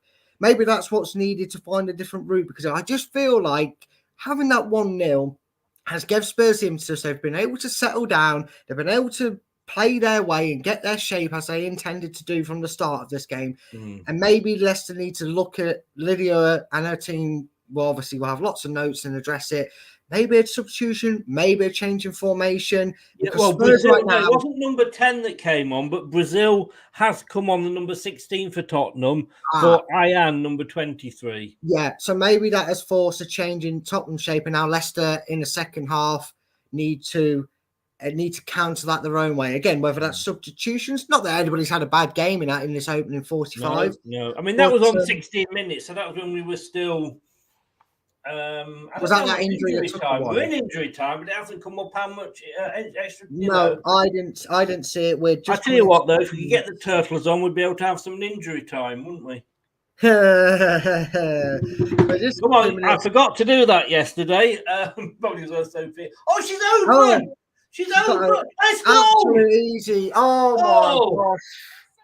And that is again carbon copy of the way Spurs got their opening goal. Leicester were not switched on to a Tottenham player in space. She struck the ball from a good 30-35 yards out, and unfortunately hard and low into the bottom corner. And Spurs, whether they deserve it or not, Chris, they're going to come into half-time at King Power. It's Leicester City women's 0, Tottenham Hotspur 2, and that sinking feeling we had over Saturday is suddenly rising itself for us here in this game. A great goal by the number, it's there at 24, I'm not sure if that was her, but they were focusing on her then. And now they just have to get the halftime whistle in. Leicester needs to change something, Chris, because it's no longer working what was happening in the first 35 minutes. Spurs forced into a change the same, but they are now very much, you would say, dominating and probably now deserving of their lead as the halftime whistle goes there. It is halftime, yes. Do you know what, mate? Disappointing. I'm going to say, and let me just update this a second. Get rid of that, do that, and do that just at halftime. You know what? To me, that was... You can understand why Leicester finished 11th last season. Yes, you can. That was our half. And I'm not going to even look at the stats because I don't know what stats game they were from. But we've got... It was a naivety about us in that first half. Yeah, there was, Chris. And, I'm just seeing the highlights here of the chances that Leicester created, and it shows a contrast from the first 30 minutes to how that 15 minutes played out with this wonderful goal that I'm seeing here. And again, you're just seeing the defence maybe drop back a little bit. They maybe lure themselves into that naivety that the midfield were doing so well that they could afford to sit back a bit. And you can't do that at any level of this game because good quality players, which Spurs do have, obviously, and as well as other teams in this division. There's a reason why you're in this division. And they take these opportunities. And unfortunately, I don't like to make the comparison to how things are going in the men's football team, but ever since that goal, you just never felt that Leicester were regaining control. They never seemed to be able to settle Spurs down. Spurs held the impetus. And whether they deserve it or not over the 45, they definitely deserve it over that last 15. And that's why at half-time, Leicester ladies are trailing Spurs ladies 2-0. I look at that first goal, and I'm thinking, yeah, that's just a freak goal. You can't plan for that sort of thing. You can't plan a defense against that sort of a goal. But the second goal, that is where I think the naivety came in. It was a quick free kick. She was out. The Leicester player that was running back after her almost looked like she said, "Oh, I'm not going to get this girl. I'm giving up." Yeah. She wasn't closed down from the front quick enough. And I just felt like that one could have been avoided. Yeah, it could have. And sorry. I thought you finished there. Keep going. No, carry on, mate. It's a different point. Yeah, I was just going to say you saw there. I don't know again who she is, and I apologise that I can't put names to faces and numbers and whatnot for those listening. But the blonde haired midfielder. I'm trying to do best descriptions for you as possible for those watching. She just stayed off her, and again, the throw-in that led to the first goal and the quick free kick. They seem to be catching Leicester flat-footed. They don't seem to have that natural instinct to instantly get back into spaces. They're a little bit ball watching, a little bit expectant of previous Spurs, notably in that first half an hour, were slowly passing it. Maybe they hadn't adapted to, and you have to adapt at this level to is a team getting quicker on the front foot. And again, you don't like as a goalkeeper to be beat from a shot from so far out when it's hit across the turf like that. But you can't allow anybody of any quality, no matter where they play on the park, to have a shot like that, because you risk putting yourself in further As trouble. an ex-goalkeeper, would you? I don't think you can blame the goalkeeper for the second goal. I think that was the outfield players that let her down. Yeah, they did, and again, contrast to what we saw in the first half an hour, because she had that Spurs player would have had 3 players around her, 3 players behind them, Leicester players to get past if they got past them, and then the back line, they had nowhere to go. Leicester were rushing it out, and we were talking how comfortable it was for the goalkeeper. Unless she was only getting a touch of the ball if it was passed to her by her own players. She wasn't forced to make any saves. And then again, 2 goals where the players are allowed to strike the ball with no pressure on them. I mean, we just did the summary of the Son goals where he had no pressure on him and was allowed time to think about it and take the shot and hit it as well as he did. And they've allowed it here. And that's just, as a goalkeeper, you're really frustrated. Not because you've been beaten by a ball hit across the turf, which is always annoying as a goalkeeper. You fancy yourself to be able to get across and make up the ground. But the fact that the balls had the freedom of that half that pitch to just go through with not a block, not a tackle, not a foot on it, to stop it before it's got to her, it's really disappointing and completely undoes the work of that brilliant first 35 minutes. Well, just as a sidetrack, as an update, I think it is about 80 minutes gone. It is still West Ham, Everton 1, West Ham 0. So as things stand at the moment, Leicester are 20th with 1 point, and minus 12. Nottingham Forest minus 11 with 4 points in 19th. West Ham 4 points, minus 6 in 18th. And Wolves 6 points, minus 4 in 17th. So we are now more than a win away from getting out of the relegation zone. Wow, that's all they warrant to be. They deserve to be 2 games behind of getting out the bottom 3 with the way results and performances have been. And this is why, understandably, at least he's not blind enough to notice this, that Brendan Rodgers and the players are under pressure, Chris, because as much as we blame the manager, we know the book stops at the manager. We know any club's going to sack a manager over 25 players to try and rectify the problem. But this is an issue that almost warrants Leicester looking at it and going, we need to win 2 on the bounce and hope they lose just to get out of the bottom 3. Yes. And just in regard to last season's 22 games obviously played, because there's 12 teams in the Premier, WSL, Women's Super League. Tottenham Hotspur actually finished 5th. They scored 24 goals. but they conceded 23. So there's a bit of an underbelly there where they maybe let some goals in, and not a great deal. I mean, Manchester City let in 22, but Arsenal and Chelsea, you can say, are the two teams. They are the Rangers and Celtic of the WSL. We're only letting in 10 and 11. But the thing was, in fifth place, they got 32 points. They were 10 points behind fourth place Man United, but 5 points above sixth place West Ham. So they're what you would call not one of the top, necessarily the top teams in the WSL, but they're certainly in that next sort of bracket, aren't they? Yeah, they definitely are. And, it was always going to be a difficult game for Leicester, and look, they're not out of it by any means. If they can find that aggression and ruffle Spurs' feathers like they did in that opening 35 minutes, and obviously the next goal is crucial in this game. If Leicester get it, they'll more than feel the confidence of that goal and feel they can take something from this game.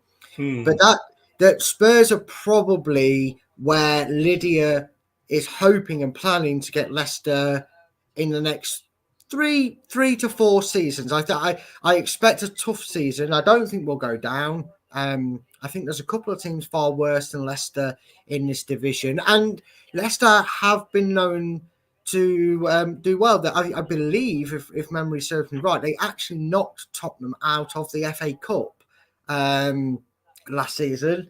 So, Leicester can do this, and they can do it. They're looking at a team. As my cock chimes in with its point, I never understand it, so I can't help you with that. I don't know if it's going to get you banned off YouTube for its clock. Do you want to know what the cuckoo comes out of as well?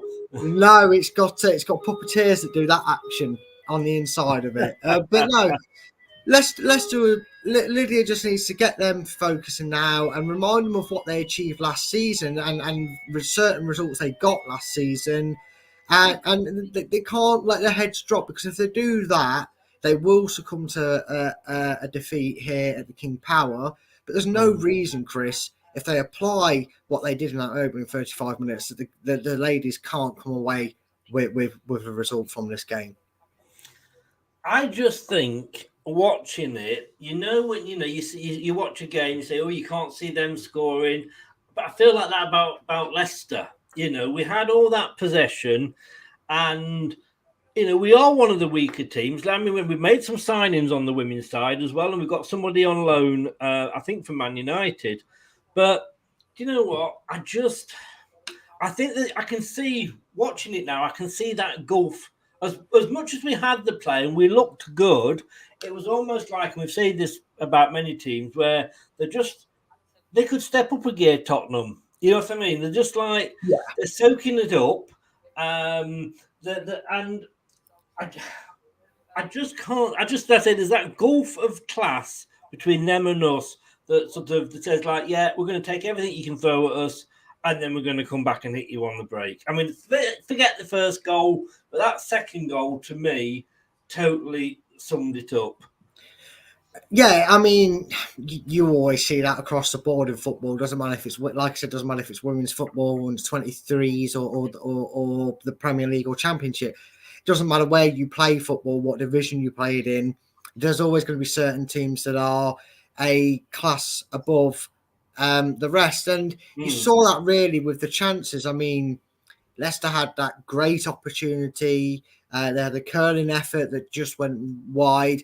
They were inches away from at least testing the Spurs goalkeeper from that chance that went out for a goal kick and early crosses. And again, at this level, when you let an opposition like Spurs and Manchester United and that off the hook, they tend to punish you. And unfortunately for Leicester, despite overall in that 45 minutes being their better side, the quality shone through. And unfortunately, that's why they find themselves 2-0 down. And it's a learning curve, and it's something that, regardless of the outcome of this game, Lydia will use as an experience, and the ladies will learn from this, and they'll use this as a benchmark. They'll say, right, where do we want to be in 3 or 4 years' time? Because if it's competing with the likes of Tottenham, You've got to be able to take your chances. We've got to find that extra clinical edge if we're to progress and try and get ourselves to that level. Because you would say, Chris, with them finishing where they did last season and where they finished before, maybe not this, certainly not this season, or maybe not even the season afterwards, but Leicester would look at Tottenham as their target, wouldn't they? They'd be looking at going, right, we don't want to stay a team that finishes 10th, 11th, 9th, or whatever every season, as long as they're not 12th and going down, obviously. We want to make that progression, and you have to look and maybe analyse where they do things better. Because as impressive as Leicester were, and maybe unfortunate not to have got themselves in front, that extra bit of quality showed that naivety that we showed that they didn't in them situations are the reason that the scoreline is that it is. Yeah. The players are just coming out. Oh no, it's warmer. I thought players come back out.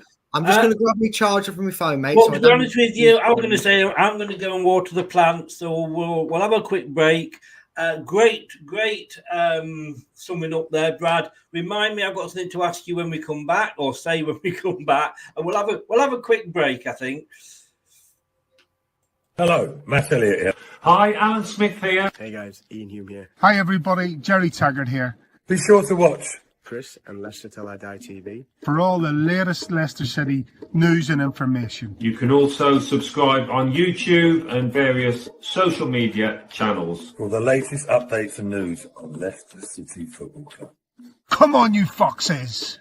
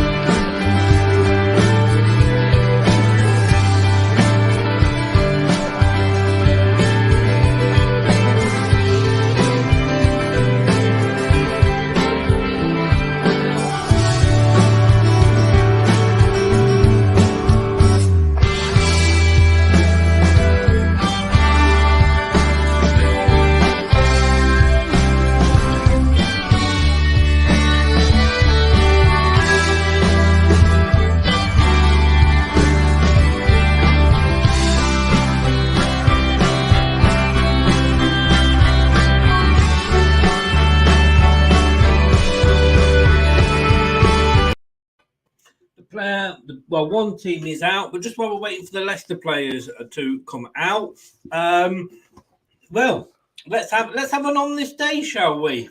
Why not? What we're going to do right now is go back, way back in time. Leicester City FC on this day in history with Leicester LTIDtv. It's rewind time.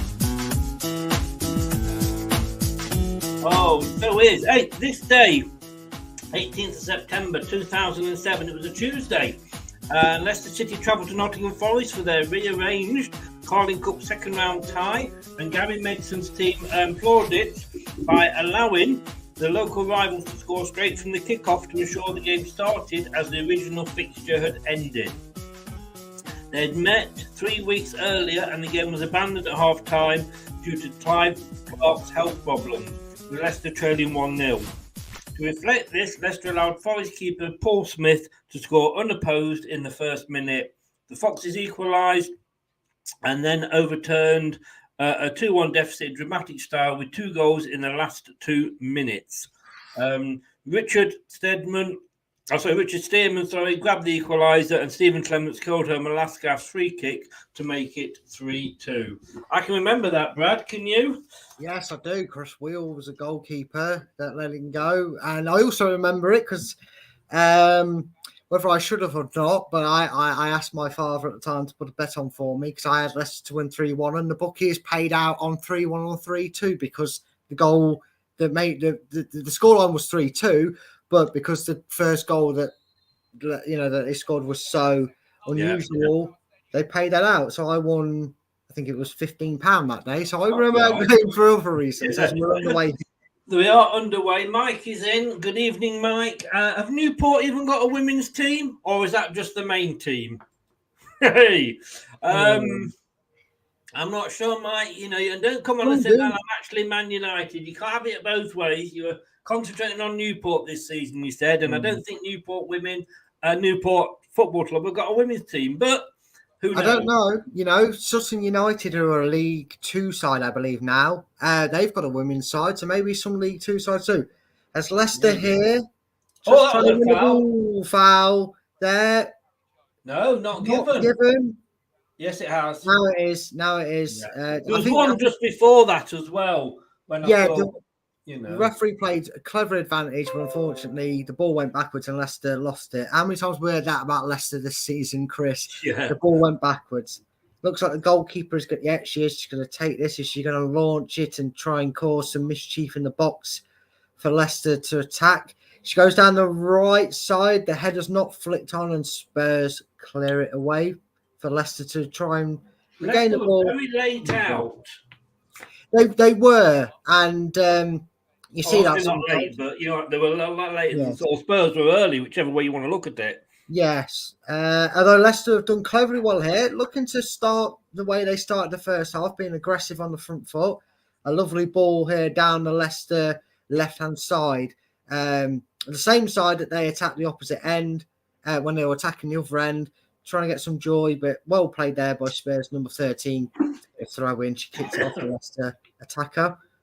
It will be interesting to see how they do come out and react. I think obviously Linda was spending some time with them at half time. Yes, she was. Hopefully telling them not to lose their heads and just remember what they did in that first 35 minutes and try and press the occasion. Be patient. Maybe not be too overexcited, because I think that's what cost them the goals as well, Chris. They were pushing themselves out of position. Although Leicester have the chance here on the right, it's cut out by Spurs, but they have the ball here. It's back with Leicester. No, I feel like I'm sounding a lot like Michael Owen or Big Ron Atkinson there with some of the things I'm saying, but the next goal is vitally important, isn't it? Yeah. You'd think if Leicester scored 2 and Spurs scored 2, it'd end in a draw, Chris. That's what you'd say, wouldn't it? If Leicester score as many goals as Spurs, it'll end 2-2. But it is. I mean, in fairness, I have a new understanding and sympathy for Michael Owen at the moment. But no, I mean, if Spurs get the third goal, to me, it's all over. It's good night, Vienna. Yeah, it is. If Leicester can get one back, then we maybe just put in a bit of doubt. Because, like I say, Spurs, they finished 5th, but they were 10 points behind the fourth place Man United. It might just, worry them a little bit. Yeah, and that's exactly what Lydia and the ladies on the pitch will be wanting to do. They'll be wanting to get that goal and unnerve Spurs, because we saw they were very nervous the way Leicester went about it. And if Leicester get that goal and Spurs suddenly start to worry a little bit, make a few mistakes, don't close us down as much, Leicester will be looking to get that equaliser if they can get it. And they've done well there to win a throw in there, pressure on the number 6 of Spurs. They just need to, we know Spurs they've got a 2-0 lead, but it's a dangerous scoreline to have. And the longer it stays 2-0, the more it'll obviously favour Spurs. But if we can get a goal before that 75-minute mark, it'd be made for a very entertaining last 15 minutes. They have got a throw in here. Leicester, they could go all the way back to the halfway line with it. I was expecting to go forward. She did look, but the options were closed down. Great footwork. Long ball, play to nobody. Might even go out for a goal kick. No, just for a court, just for throwing. I just going to say, sorry, mate. Everton fans will be getting nosebleeds at the moment because their team is up to 13th in the men's league.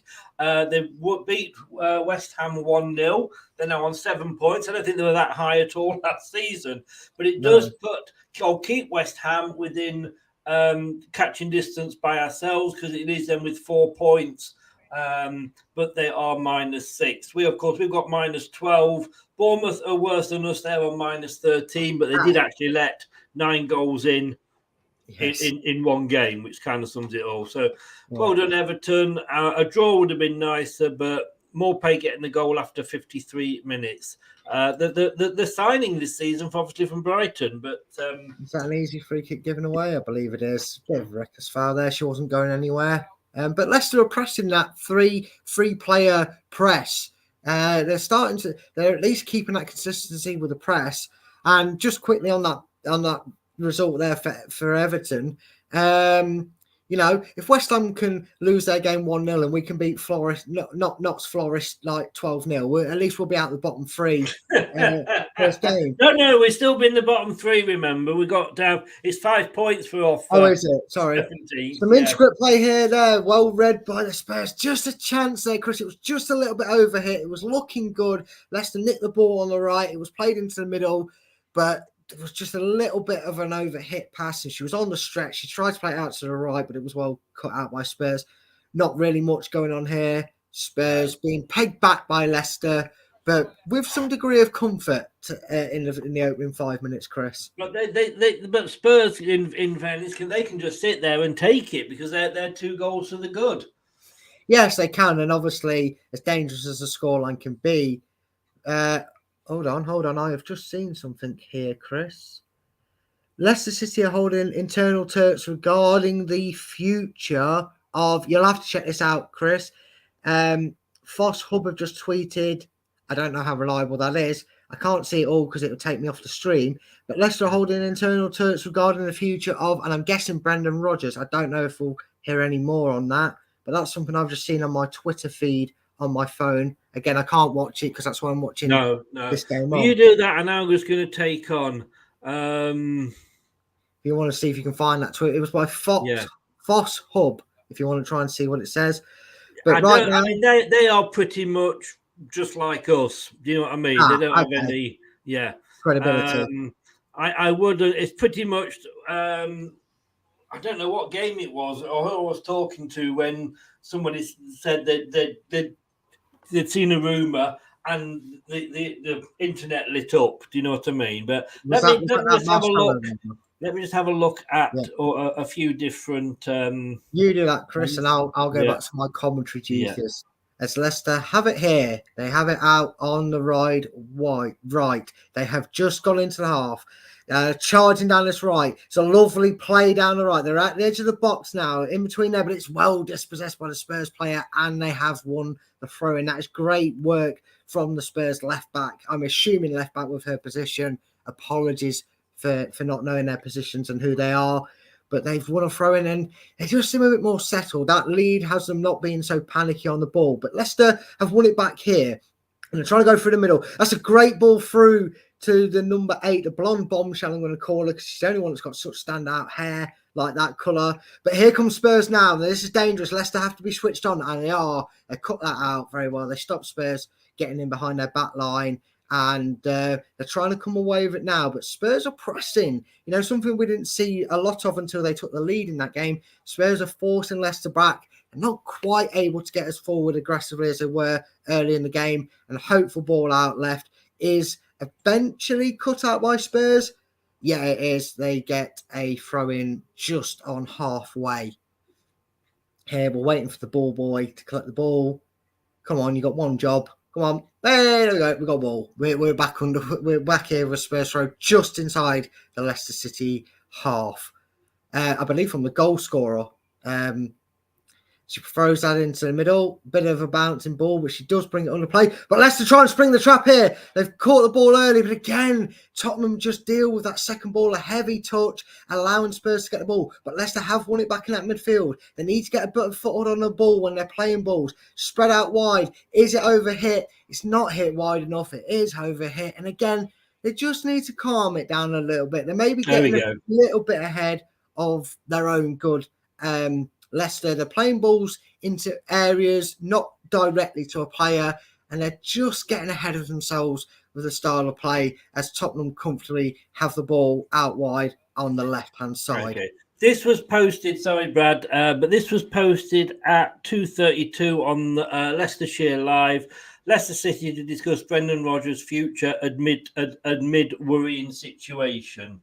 To be honest with you, no shit, Sherlock. I think is the reply to that. I thought that's what it would say. I just wanted you to have a chance to. No. I did nearly poo my pants though when the headline of that. Oh, hold on. Leicester win it here. They're number 7. The Spurs have got numbers against them. She couldn't go it alone. She spreads it out wide here. It's a number 23. It's a good cross in. It's not that where Spurs. It's just down. Oh, and a last minute block. And Leicester have their first corner of the first half. It was a fantastic work. This is the first time this half, first time since 30-odd minutes that they've been able to press. They won the ball superbly well. It was spread out wide. I thought she was going to go out wide, but she knocked the ball out wide. It was then chested down on a penalty spot. Wasn't able to get the ball under control, but she had the shot. And I thought it was a corner. It is a goal kick.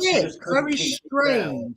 That looks very strange. I thought it was a goal kick. I think because it went up, I think you might have presumed the court's bad. I just think it was a bad shot, to be honest with you.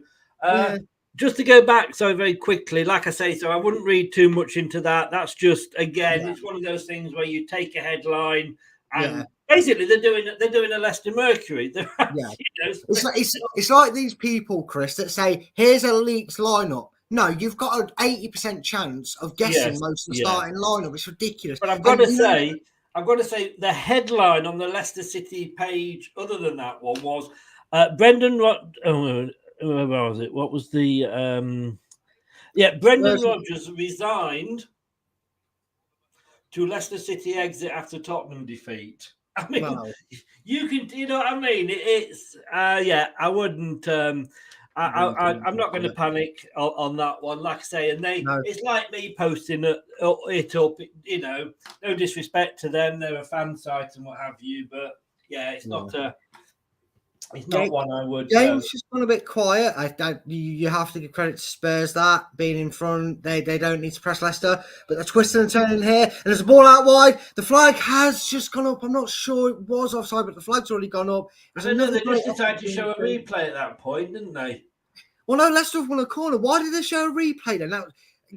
I tell you what, it might be free, and I appreciate the fact it's free, but sort your cameraman out because Leicester won a corner, and I didn't get to commentate on what was happening there. Leicester have a corner. I don't know the shirt number of that lady, and I couldn't see it in focus there. But the Leicester number 23 has Leicester's first corner of the half, maybe of the game, Chris. You'll have to tell me if they had one end in the first half.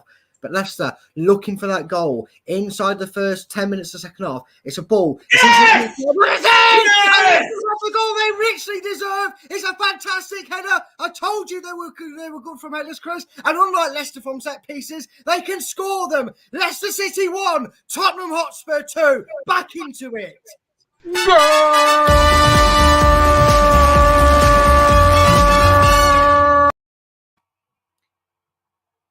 What a fantastic header there, Chris. It's the number 16, I think, maybe. It bounced off it. It caught the goalkeeper unaware, and then it's nestled into the net. No more than Leicester deserve from their performance over the 60 minutes so far. And Leicester City right back in this game, Chris. Pivotal. This is what they need. Now then, Chris, can Leicester push that initiative and get themselves back on level terms? Well, Tottenham, like you say, had sat back almost like, we'll take this. Leicester have punished them, like you say, no more than they deserve. And Tottenham are going to come at us now, so we've got to make sure that we Don't do anything stupid like the men's team do. Exactly. They have to remain focused. They have to remain Oh, we're patient. making a Looks like a substitution. substitution. Yeah. Number 8, is that? Yeah, number 8 is coming off. I know you might know the team sheet better than I. Is coming off. I don't know. It's the blonde-haired one. Yeah, the one I can no longer call the blonde-haired one. And yeah, it's you're buggered now, aren't you, Brad? No, it's Pike is off and O'Brien is on. It's Pike off, O'Brien on, number 27. Castagnet number, O'Brien is on. Tottenham do, however, have a throw-in. And that old tradition, you're most susceptible when you score to conceding a goal. But Leicester pressing well. Advantage played for Leicester and then not given. I don't understand that. It was advantage and there wasn't. Is it a Spurs free kick? Is it a last one? I believe it's a Spurs one. Yes, it is. That must be why. Because the referee signalled advantage when it was clearly going to be a Leicester player getting onto the ball and then pulled it back. But Tottenham now also making a change. Number 7 is coming off, if I know the colours right and how they do it. And number 17 is coming on for Spurs. It is Naz coming off and Simone coming off Spurs. She was deadly for them. She had that chance at the goalkeeper spill. Surprise substitution. Maybe, unlike Brendan, this Spurs manager making tactical changes to settle Spurs and try and get them back on the front foot with Leicester back in this game now, Chris. Yes, maybe that's a substitution that is in reply to our substitution. It seems or to in be response, I should say. Yes, in response to it. Substitution. As here comes Spurs on the left, but Leicester again. They've just seemed to have got that burst of energy. Although there's a free header here, open goal, great save by the goalkeeper. But they have to switch on Leicester. It's been a couple of minutes since that goal, Chris. We talk about being your most susceptible to when you score a goal, and it was nearly the case there. There is a Leicester player down the middle. Hopefully she's all right, but that was a fantastic save by our goalkeeper there. Straight at her, admittedly, but she made a great save with her legs. Seems to be that Leicester have a player down. There is some concern here. Another Spurs player down. Shock horror. They seem to fall down every time there's a Leicester player down. Bit of concern around they do, Leicester. don't they? Physio and a few players. Team just gathering themselves. But let's just need to be careful here. As much as This it's great. was good, actually. I mean, I'm sorry to the girls that are injured, obviously, but this is just going to take the sting out of it, isn't it?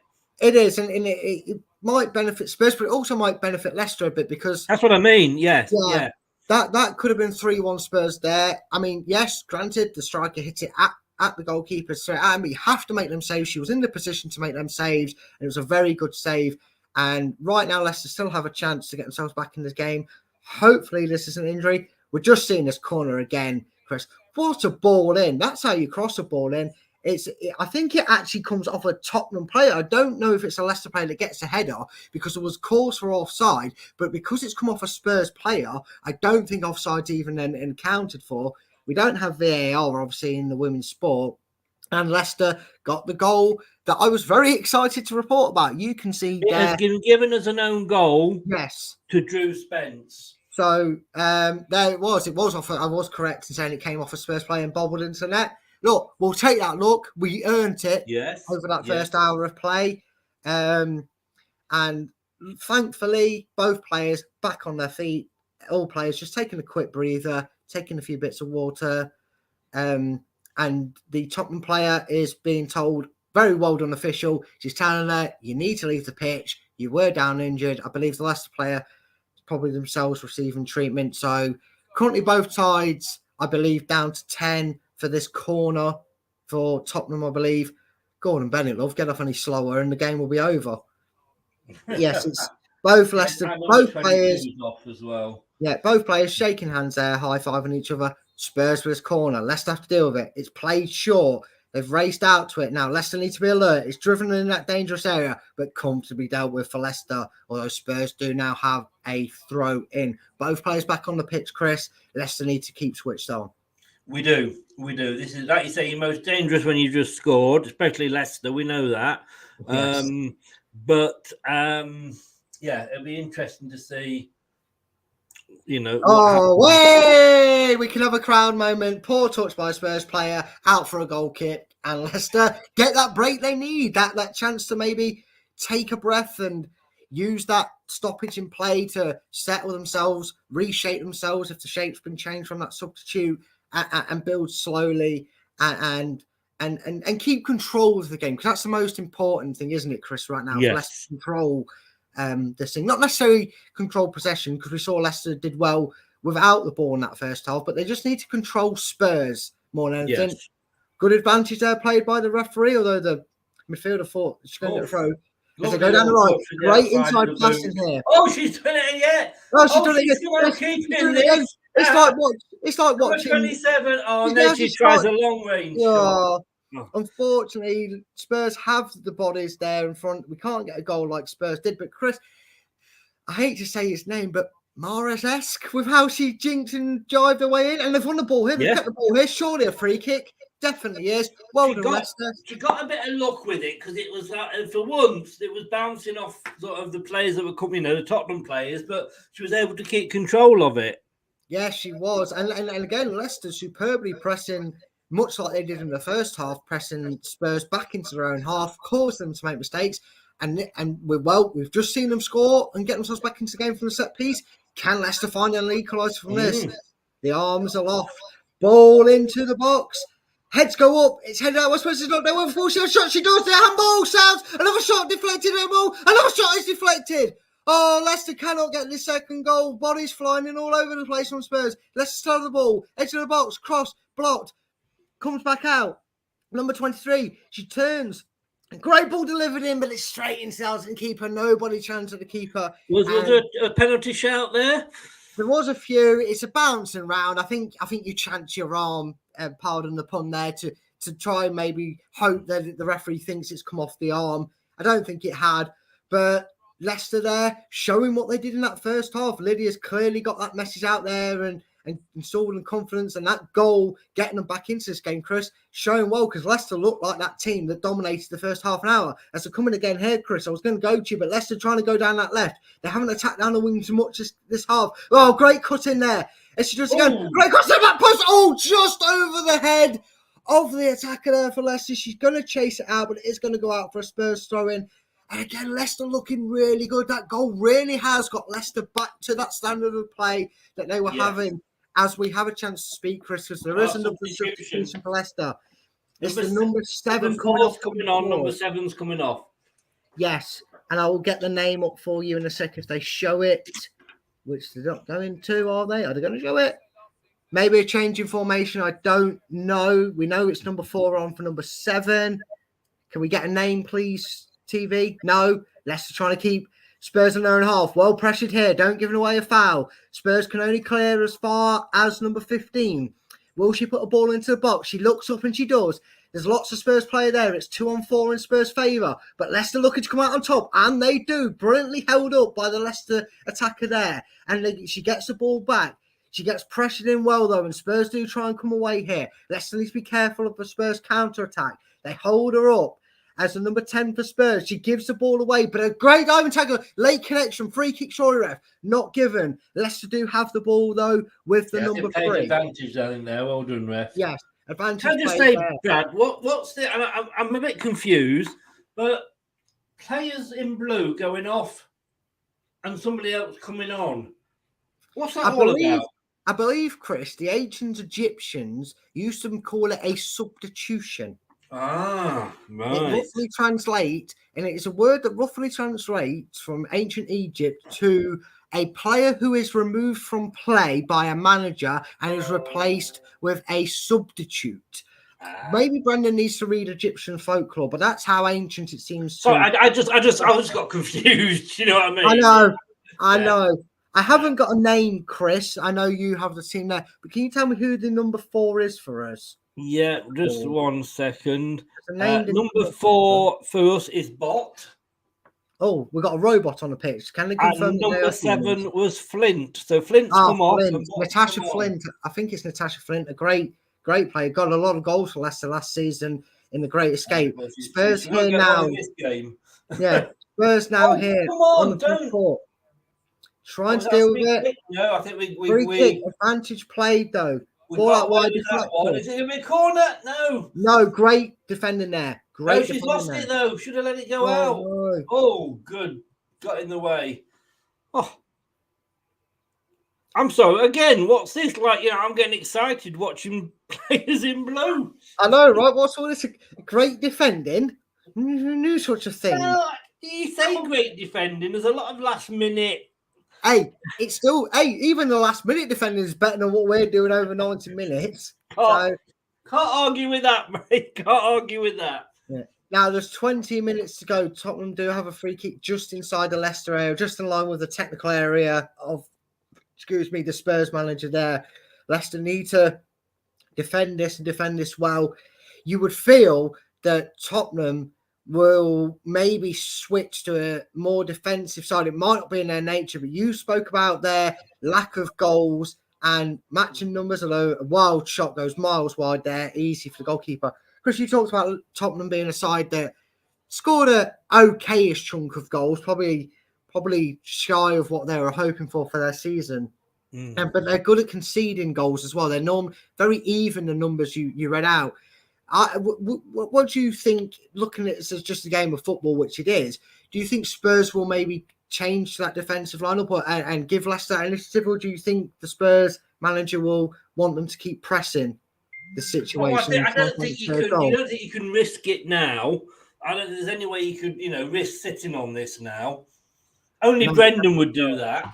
Oh, great play out wide here. Oh, Leicester don't have enough bodies forward, but they do now, and Spurs have players back. It's at the edge of the box. It's in the box now. It's a 1-2. Oh, it's just in front of the Spurs defender, but they're harrowing her into a mistake, and she does make a very good clearance, in fairness to her, but she was forced into that mistake. Leicester really are looking for that equaliser, Chris, with 20 minutes plus stoppage time to play here. Leicester have the ball out wide. Can they create an opportunity? Spurs sitting deep, clearly looking to try and hold on to this 2-1 advantage they have now. But Leicester in the box. Just the wrong idea. They tried to play it back into a player in their eye line, and then the ball bounces up. It hits the arm of the Leicester player, and Spurs win a free kick. Maybe cleverly kicked away there by a Leicester player. No, it was taken. I thought it was kicked away, but Spurs trying to defend. Leicester harrowing and pressing. Is a free kick given away? No, it isn't. Unfortunately, the deflection was off a Leicester player, and they do have a throw in Spurs, but it's deep in their own half. Leicester showing that 30-minute spell from the first half right here at the end, and Leicester really are looking good. Can they find that equaliser, Chris? Do you see it coming, or can Spurs hold on? I can see it coming, and I think we deserve it if it comes, but this is Leicester. If it's anything like the men's team, I can actually see us going 3-1 down. And that's what we've got to be careful of. We've got to be really careful that we're not suckered into this. Yes, attempt to go for it, not get anything, and get hit on the break. Yeah, an advantage play there. And the whistle went as the ball dropped to a Spurs player. I think hindsight's a wonderful thing, I guess. This is a fair call by the referee. A little bit overexcited there. The number 4 who came on as a substitute, whose name, even though you told me, Bot. See, I'm learning these names to numbers. This is the one thing I could never do as a commentary, is get used to visually looking at it. Well, pinched off here. Now then, can Leicester count Spurs back? They have got a lot of players deep. They're not going forward, and they have been forced by Leicester. I just thought there maybe a little bit of a better pass from winning out. Leicester could have got in behind Spurs' defence there, but it is sent long. Unfortunately, it is only to a Spurs player. Missed opportunity maybe there, Chris, for Leicester to have got at Spurs, but you would have to say, with Spurs tenderly holding on to a lead with just over 15 minutes to go in the match until the 90 minutes, they have got more numbers behind the ball than they did have in the first half.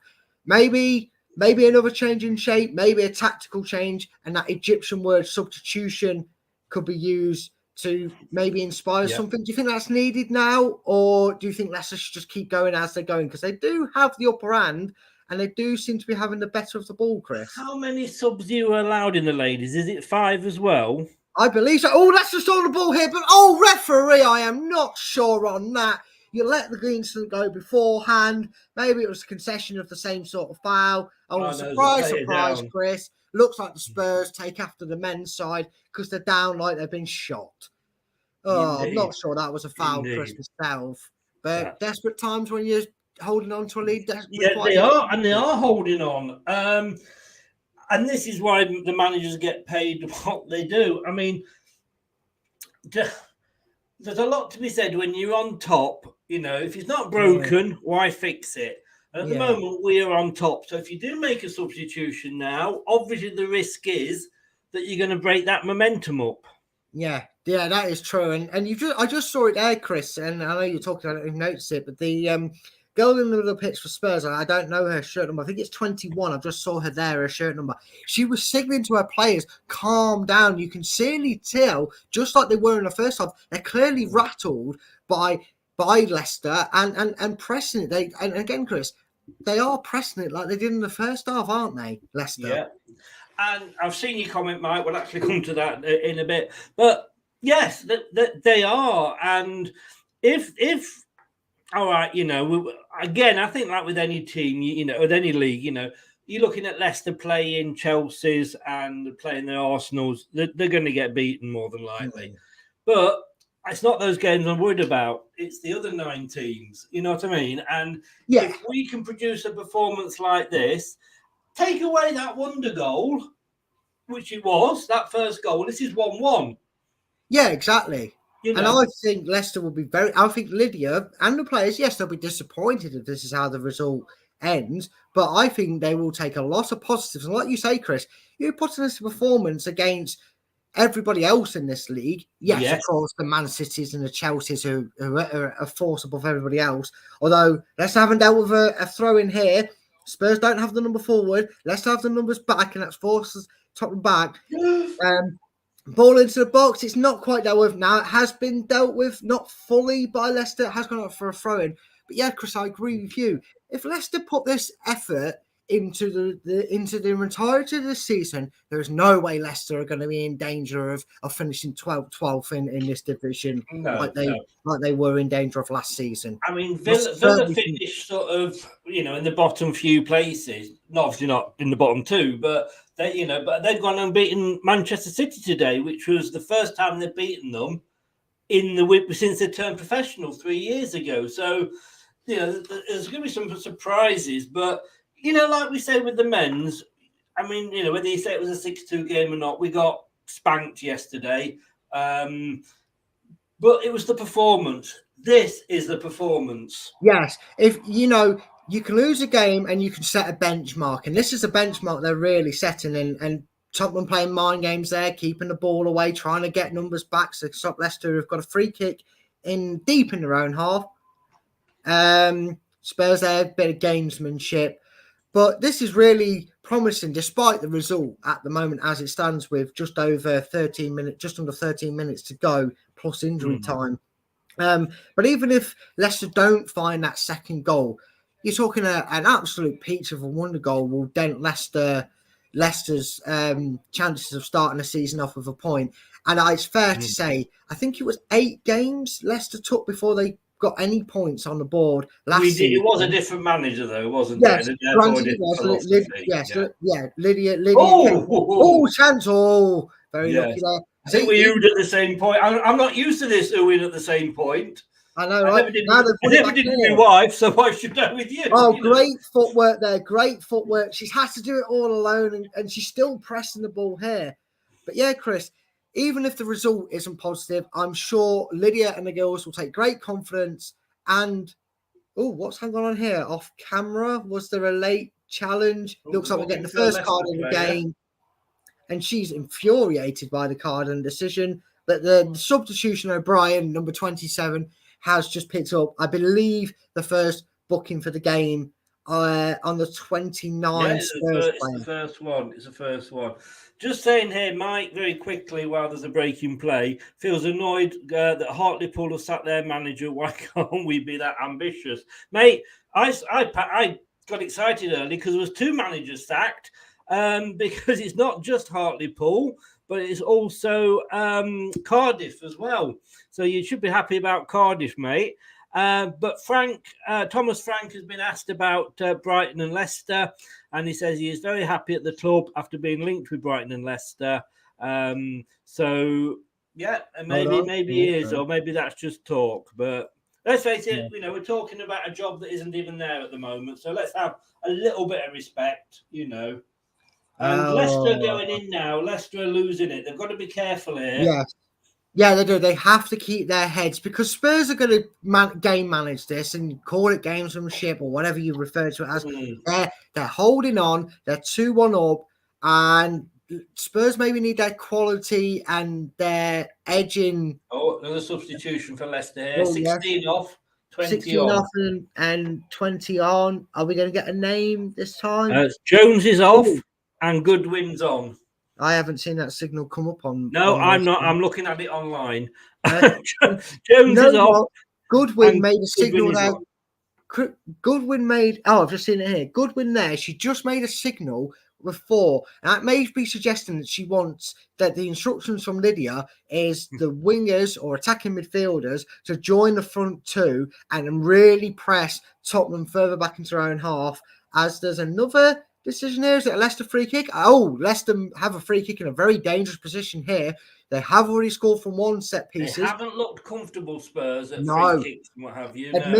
Admittedly, neither of Leicester when they've had to defend them, but it has been Leicester having them in this half. Now then, a goal from another set piece. I think would be nice. Would be nice. Come on, girls. Come on. Got more chance of seeing Bigfoot than you do Leicester men scoring from a set piece, but can they get the equaliser? There's a show in that, mate. There's a show in that. I know, right? Just a chance there. Come on! Yeah! Oh, header, goal! Good header, but it's a comfortable height, and as we expected, with just over 9 minutes to go, she's holding on to the ball. She's taken 6 years to get up. She's pulling her socks up, pulling them down. She's flapping. She's playing charades. It's called doing a Pickford. Yeah, it is. It's a Jordan Pickford. She's holding on to the ball. You have 6 seconds. It was a comfy save for her, in fairness. Yeah, but again, she's only doing what we'd be asking our goalkeepers to do if they score. Oh, God, yeah. But I know I'm not going to go at that. I mean, she's not as bad as Jordan Pickford. Spurs are making a change. Spurs making a change. 25 off, 14 on. But, it was a header on goal. It wasn't the most difficult save she'll ever have to make. No, it wasn't. And she was on the stretch. I mean, she was. She had a player in and around. Is off and Simon is on. Ah, well, I'm not saying that name because I don't support Spurs ladies, so that doesn't bother me. Well, I just went for it. Who's going to argue with me?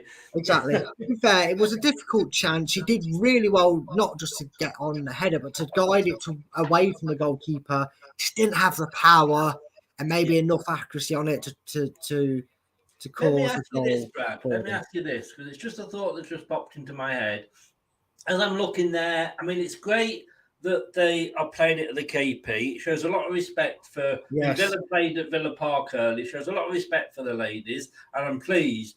But obviously that stadium now, in fairness, even after sort of Europe, it's obviously going to take a while we're not going to get the sort of crowds we saw in Europe, but it must be very strange. Would they be better off playing, is it Belgrave where they used to play, or at Seagrave, where it wouldn't be quite such a, maybe quite, echoey, quiet atmosphere?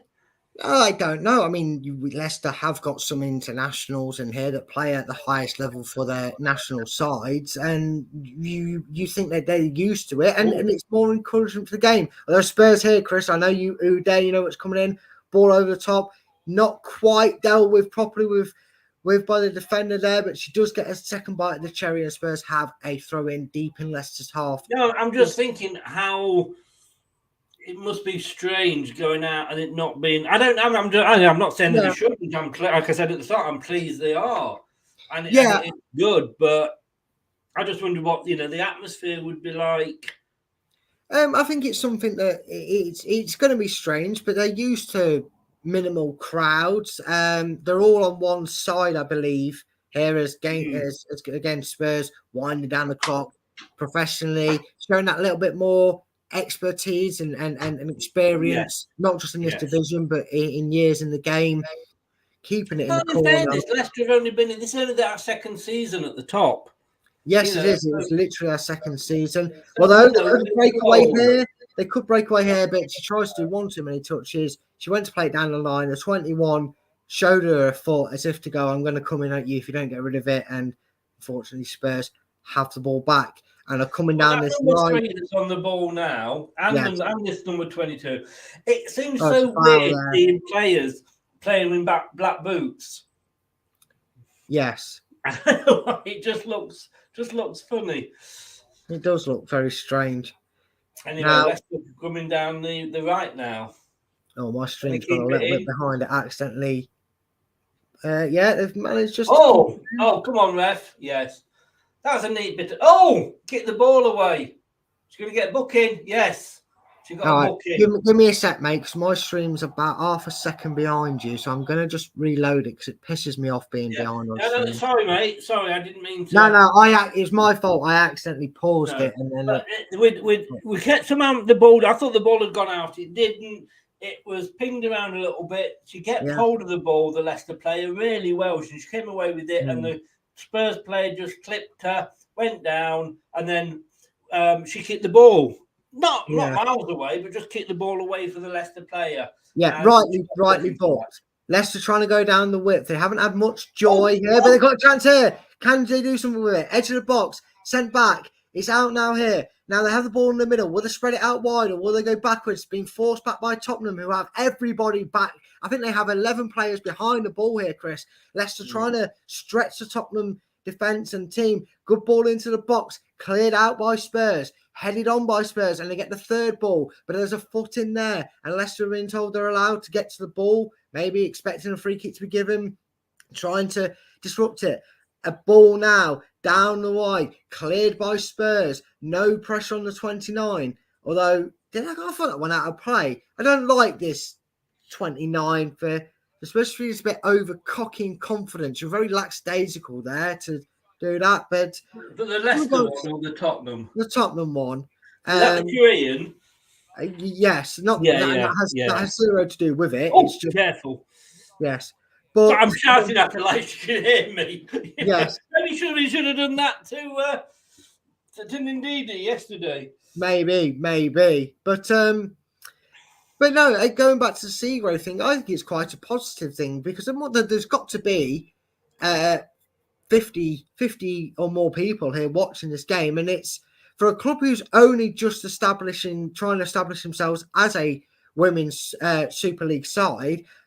You look at the likes of Manchester United, who still have very scattered crowds, obviously higher numbers, Chris. Not really much is going on. Tottenham playing it around the back, trying to wind down the clock here, managing the game very well.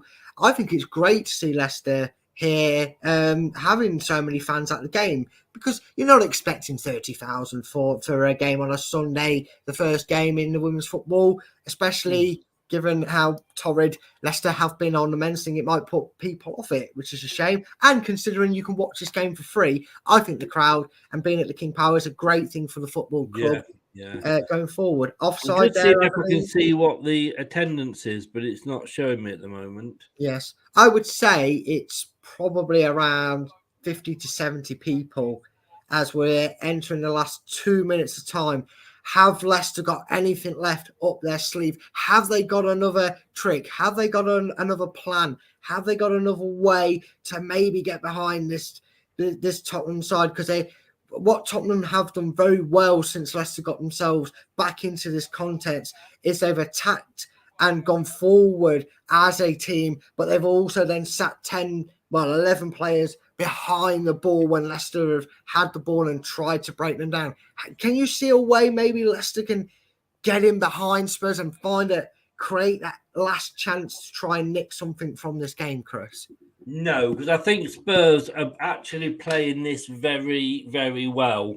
You can see that they're the more experienced team. Like you say, they're taking a little bit longer just to collect balls and everything. I think the Korean is giving a bit of verbals back to the Leicester fans. No, I think. Oh, and well, that's a corner. No, so this corner could possibly play the timeout, but no, I just think Tottenham, they are that little bit more savvy than us. I mean, look how long they're taking to take this corner. I mean, the referee should be up for this and should know. I mean, she's trotting up there. If they were 2-1 down, she'd be breaking her neck to get up there. Yeah, she would. And again, as much as it's frustrating to see and we hate to see it, I don't like it in football. Hence why I said take the rugby approach, mate, and stop the clock so they can't wind down the clock. Look, I mean, this is ridiculous. This is about Look, take the thing! There's got to be a law to stop it. Stop the clock. Don't do stoppage time. Stop the clock. Freeze it and tell them we're wasting nobody's time but your own. It's ridiculous gamesmanship by Spurs. And Leicester, now then, that's a throw-in. Can they get the front forward? Spurs have numbers forward. But again, they just win the throw-in there. And they're not giving the ball back when they know clearly it's a Leicester throw-in, just so they can get numbers back. But like you said earlier, mate, if it was the other way round... I know, but even we do it with a bit more respect and decorum, Chris, and it's just annoying. And this is why it's incidents like this and moments like this where I feel the game needs to take the approach of rugby, and we need to be turning around to players and look at them going, you're wasting your own time, not the game. Well, here's a attempt here. Ball through the middle, nobody there. Spurs, many numbers back, only one blue shirt. And unfortunately, I think Spurs are going to get the result here. Yeah. They are going to come away with 3 points. I don't know how much stoppage time there is. But it depends how long it's going to be added on. Yes, I haven't seen it, although the number 4... No, it didn't show its half time either for the first half. No, a bit strange that. Someone needs to work on their graphic skills. So what's happened here? Is that a free kick? Unfortunately, I think Spurs... Well, no, we don't like it. Gamesmanship as well... playing a big part in here. We would be doing the same, wouldn't we? Oh, no doubt. But I still think we'd be doing it with a bit more decorum. And I think we'd be having the ball in the corner. We'd be taking it short and then shielding it. That's gamesmanship. Taking 20 years to get the ball into the corner, then taking 20 years after the whistle's gone. That's not gamesmanship. That's bad gamesmanship. That's bad. That spoils it. And again, it begs the question, while we keep seeing this, it keeps frustrating fans. Why are we not taking that approach, Chris, or the approach that you put forward in terms of... Because realistically, there should be 5 minutes here, but I would not be surprised if the throw-in comes in and the referee blows for full time, which is disgusting because Spurs have wasted easily 3 or 4 minutes. I mean, that's how you do gamesmanship. Shield it. Don't take 20 years to take a throw-in. Throw it and then shield the ball. I'm happy to gamesmanship. That's right. That's if you want professional gamesmanship, but taking 20 years to take set pieces is not right. Unfortunately, Spurs, when they do it respectively, Chris, are managing this result. And unfortunately, I just feel like Leicester have run out of ideas, and maybe that experience and man management and game management is going to pay off, it seems, for Spurs in these closing seconds. Yeah.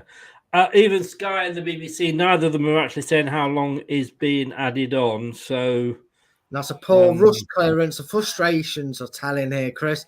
It could get worse for Leicester. A goal they don't deserve could come again for Spurs. And unfortunately, Chris, despite all their effort, Leicester City ladies are looking like starting their season with a narrow 2-1 defeat to Spurs ladies. Unless they can create something here out of nothing in these final, maybe 30 seconds, I'm guessing, because the referee hasn't blown for full time. There must at least be 3 minutes on, but I just haven't been more than Leicester deserve if they do get a spectacular last-minute goal. Yeah. Unfortunately, like you say, they've managed this game. That's the best thing. Let's get it upfield as quick as we can. The referee's still not putting a whistle to her mouth. Yeah, and Leicester have to keep trying to get numbers forward, trying to get forward as quick as possible as well. Right, you had an outlet there, number 22. What are you doing? She skillfully got past them all. Then she started tackle, but she was being greedy there. She was going for glory, going like, I'm going to get the equalising goal. She had a player free on the wing, and she totally ignored her. Yeah, and she ended up getting beat. I'm sorry, that was totally and utterly selfish by that Leicester City player. It was, and unfortunately, you could even say since the 80th minute that Tottenham have managed this game and frustrated Leicester that much. We're not, Leicester were probably really hoping to be bombarding Tottenham's goal in search of an equaliser. And unfortunately, really, Chris, anticlimactic last 10 minutes or so. Fuck off, you number 29, you twat. What are you doing keeping up with? Get on with the fucking game. Excuse my French, but it pisses me off. That's the gaming shit I don't like. Yeah, get the ball. If you are listening. But don't piss around with it like that. That's just disrespectful to the game of football. The moment we don't see enough of it. But yeah, we're just giving them the ball back. And you could argue that Spurs have been doing this brilliantly for 14 minutes, Chris. The 4 minutes added on. You can tell they are the more experienced. Oh, hang on. Yeah, and here they come now. She's one-on-one practice with the goalkeeper, chasing back numbers. She tried to do a step over. Well done. Yeah, that was excellent play by the defender. Will there be time to take a goal kick? Get it on field one last time? I just wonder, because 94 and a half minutes have been played here at the King Power. Will there be time to launch it? It's up. There's no whistle. Still no whistle. Can't see the referee's not going anywhere near her mouth. She's not checking her watch. It's just been nothing. Fair dues to the referee. She's adding the time on. Well, she is, but I think she has just looked at her watch there.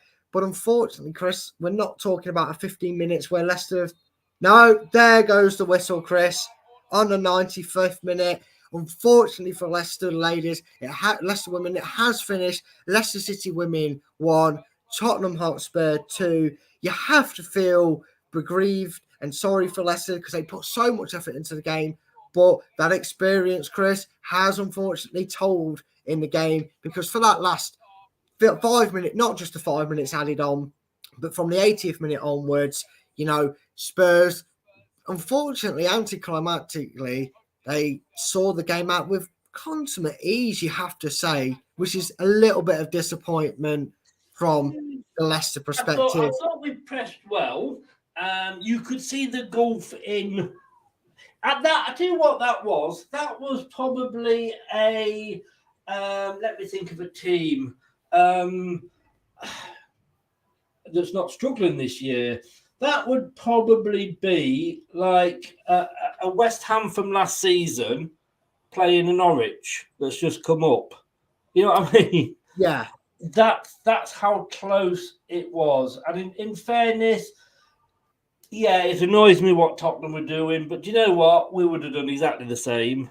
Yeah, I just feel like, look, I can understand shielding the ball in the corner. I can understand, you maybe pushing that 6-second limit or whatever it is to take a throw in or a corner. What I can't deal with is bouncing the ball deliberately throwing it away, booting it away. Excuse me. I need to eat some food. That's a burp because I've not eaten. Yeah, no, I know. Yes, they're just showing the opening goal again. I say, that was the difference between the two teams. Yeah, it was. But again, and I know we debated this on the debate show last night. This needs. I'm bored of it. I am bored of teams disrespecting. Because you can be gamesmanship, and I know everybody does, and it's in every sport. There's gamesmanship when they're trying to see outplay or they're trying to change the outcome of it or keep the result positive. Yeah. You see it in different formats depending on the sport, but there's got to be a line that needs to be drawn. And again, I know you had your way of doing it, your way, and that could be a way to look at it. But the most obvious way I've always seemed to concluded would be seeing a player rolling around on the floor, pretending to be injured in the 89th minute when they haven't even been touched, and the referee just going, "You're wasting your own time, not the game's, because you went down on the 80th minute, still 10 minutes to go." No matter, you could say you want to stay down for half an hour. That's great. We play. And to be honest with you, talking to you while I'm watching a live game, I can actually kind of see where you're coming from, because what I think you would need is you'd actually need maybe a clock, a big, like the big screens. Yeah. Right? Put a clock up there and have somebody from the FA and the fourth, what does the fourth official do, but or even VAR somehow link it up, where when that happens, they press a button and the clock stops. Yes, exactly. They should do it. And then the players can see that, oh shit, the clock stopped. Yeah, because I like you said, Chris, if I was 2-1 Leicester, we'd be doing the same to a certain degree. You can't stop them holding on to the ball and trying to shield it in there. That's how you do gamemanship. That I can respect.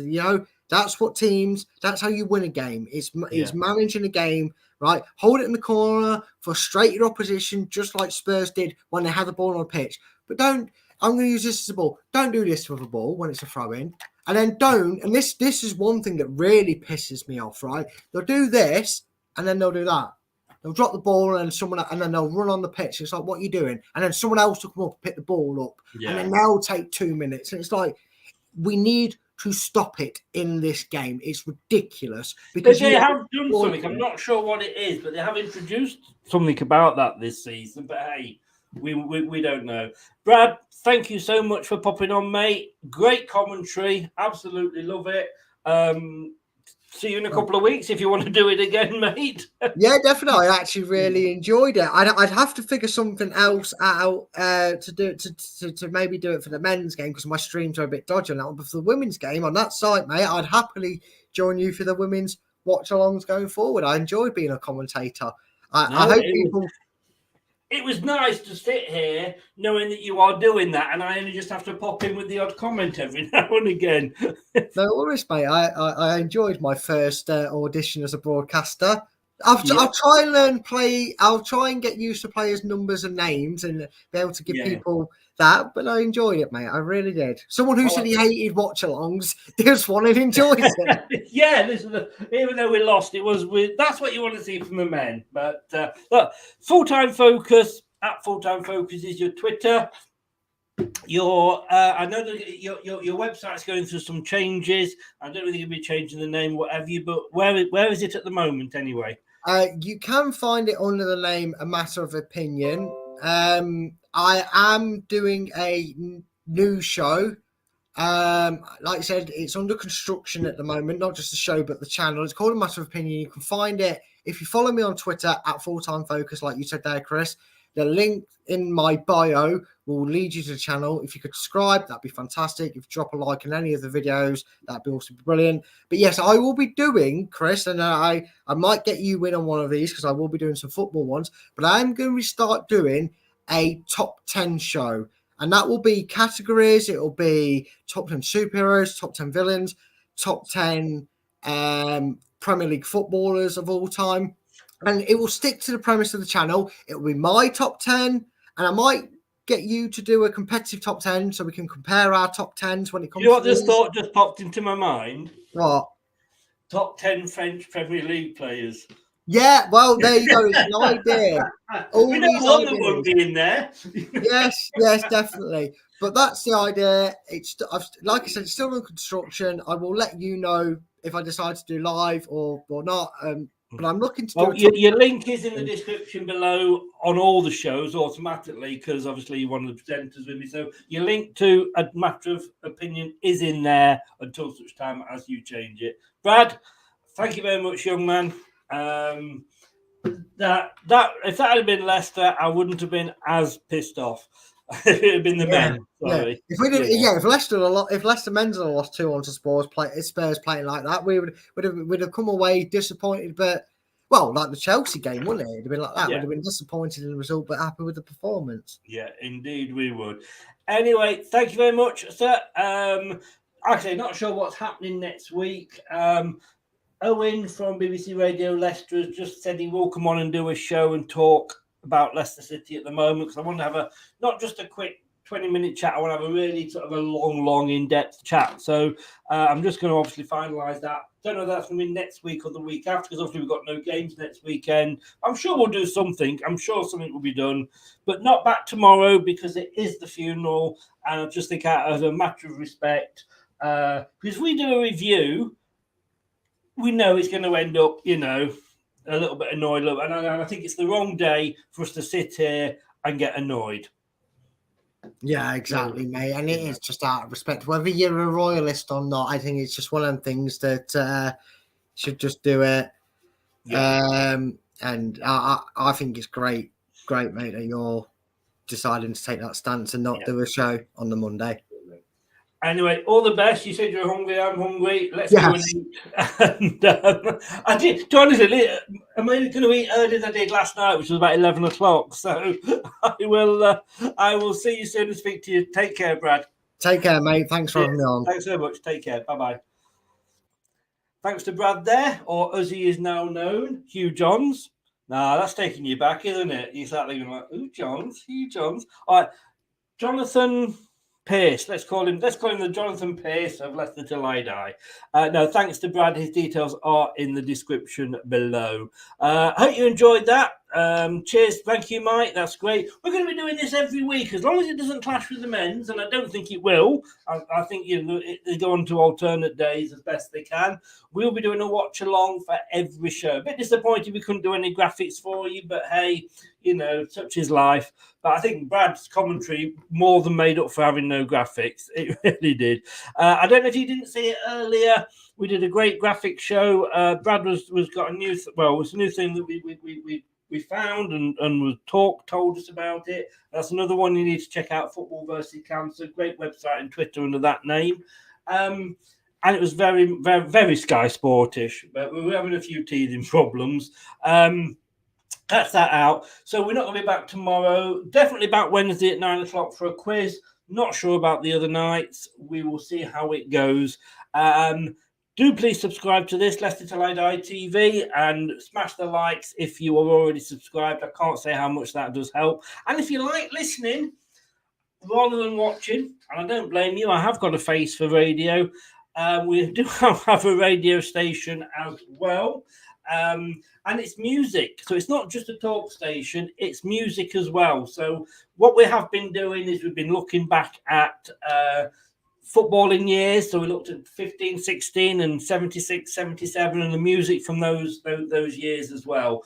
And then on Saturday morning, it's supposed to be Friday night, but I had a few mic problems. Saturday morning, do you know what? We had a bit of a laugh. The worst songs going on. Mike, I don't know if you're still here, but Goldie Looking Chain, you're releasing a World Cup song when you're not even at the World Cup. Only Wales. Guys, thanks very much for watching, listening, whatever you've been doing. I really do appreciate it. Thanks for popping on and commenting if you did.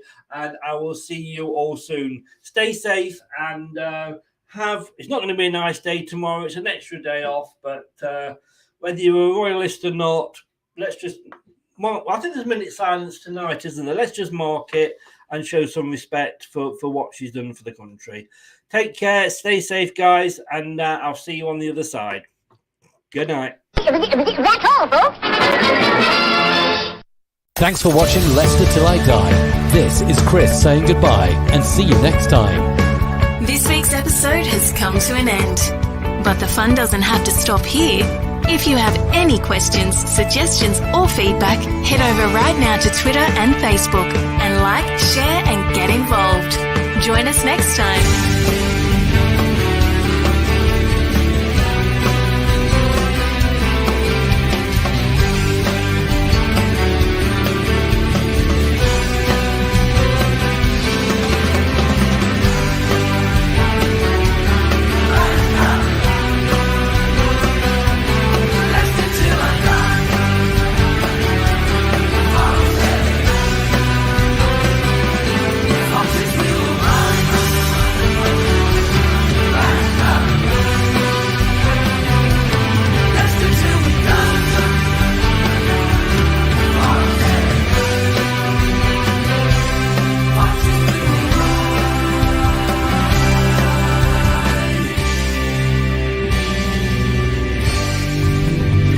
Thanks for watching. These videos are tremendous. You better like them too or I'll be back. Leicester Till I Die TV. They think it's all over. It is now.